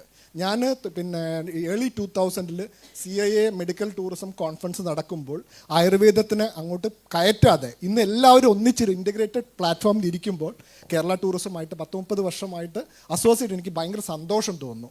കാരണം ഒന്നിച്ചിരിക്കാൻ പറ്റുന്ന ഒരു വ്യവസ്ഥയിലേക്ക് നമ്മൾ കഴിഞ്ഞ 10 വർഷം കൊണ്ട് എത്തി. ഇനി നമുക്ക് ഭാവിയുണ്ട്. ഞാൻ ഒരു കാര്യം കൂടി പറയാം. നിങ്ങളെല്ലാം അറബ് ടൂർ ഓപ്പറേറ്റേഴ്സ്, കൂടുതൽ അറബ് ടൂർ ഓപ്പറേറ്റേഴ്സുമായിട്ട് ബന്ധം, നമ്മളുടെ കേരളത്തിൻ്റെ ഒരു വലിയ സിമ്പിള് ലോകം മുഴുവൻ ചികിത്സയായിട്ട് ബന്ധപ്പെടുത്തി നിൽക്കുന്നുണ്ട്, എസ്പെഷ്യലി അറബ് മാർക്കറ്റിൽ. നിങ്ങളെല്ലാ അറബ് വീടുകളിലും ഹുക്ക എന്നുള്ളൊരു സാധനം കണ്ടിട്ടുണ്ടായിരിക്കും. ഹുക്ക അറബ് കൺട്രീസിൻ്റെ അല്ലെങ്കിൽ അറബ് ട്രഡീഷൻ്റെ ഒരു വലിയ ഭാഗമാണ്. എന്നാൽ ആദ്യത്തെ ഹുക്ക അല്ലെങ്കിൽ ഹുക്ക ഉണ്ടായത് ഒരു കേരളത്തിലാണെന്നും അത് കേരളത്തിലൊരു ആയുർവേദവുമായിട്ട് ബന്ധപ്പെട്ടാണെന്നും എത്ര പേർക്ക് അറിയാൻ പറ്റും?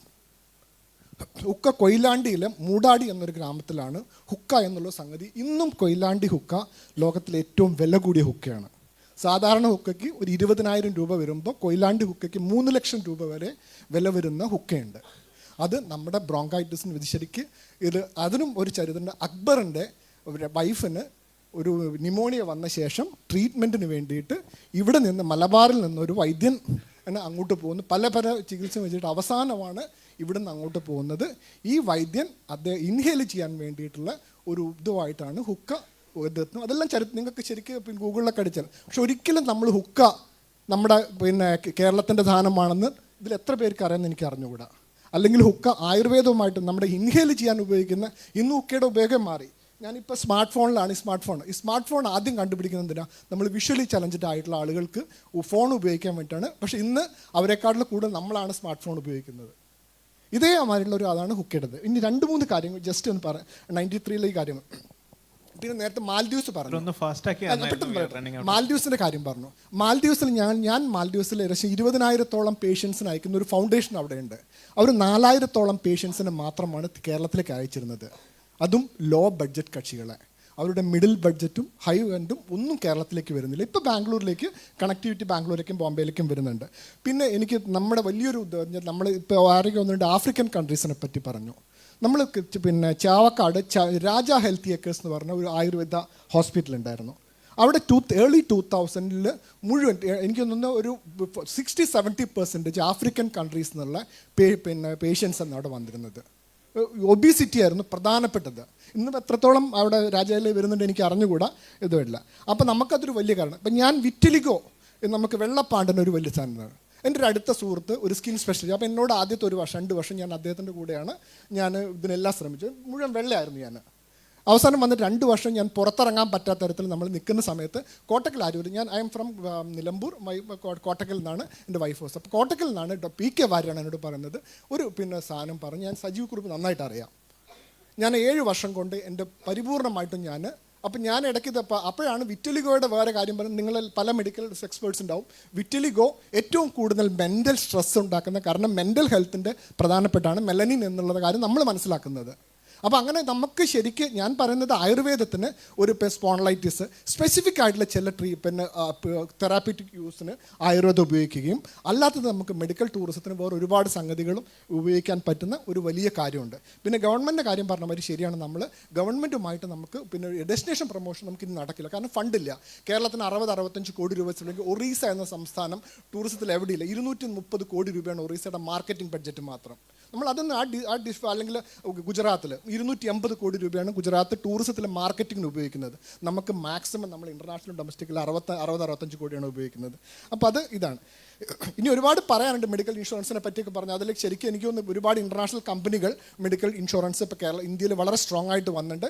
അവരുമായിട്ടുള്ളൊരു ഇൻറ്റിഗ്രേറ്റഡ് സാധനം ഉണ്ടെങ്കിൽ ജർമ്മനിയിൽ നിന്നും മറ്റതൊക്കെ ഉള്ള ഇതിലേക്ക് എടുക്കാം. ഡെൻ്റൽ വളരെ കൃത്യമായിരുന്നു. പക്ഷേ അവിടെ എനിക്ക് ഡെൻ്റൽ അസോസിയേഷന് ഡെൻറ്റിസ്റ്റുകളുണ്ട്, ഡോക്ടേഴ്സ് തന്നെ വളരെ കൃത്യമായിട്ട്. ഞങ്ങൾക്ക് ടൂറിസം ഇന്ത്യ എന്ന് ഞാനൊരു പബ്ലിക്കേഷൻ നടത്തുന്നുണ്ട്.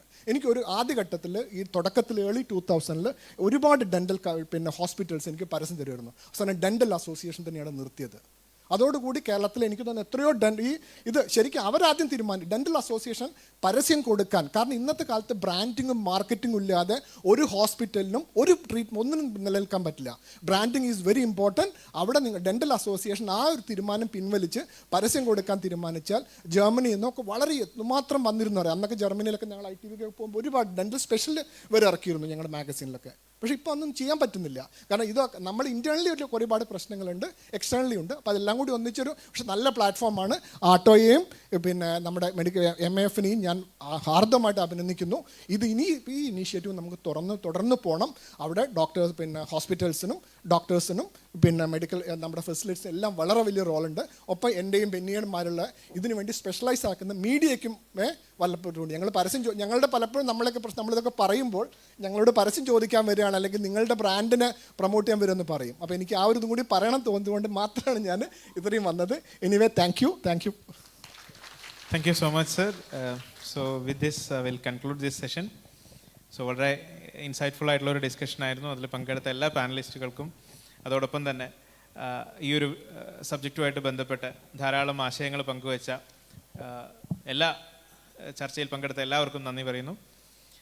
Thank you very much. Thank you so much. I would like to express our gratitude to the panelists for their presence at MedBridge. നല്ലൊരു കൈയടി സമ്മാനിക്കാം. And it was a pleasure meeting our panelists and hearing insightful comments during the panel discussion. Those thoughtful contributions added immense value to the event and also wonderful participants. അല്ലേ, എത്ര നല്ല thoughts ആണ് ഇവരുടെ ഭാഗത്ത് നിന്നും ഉണ്ടായിട്ടുള്ളത്.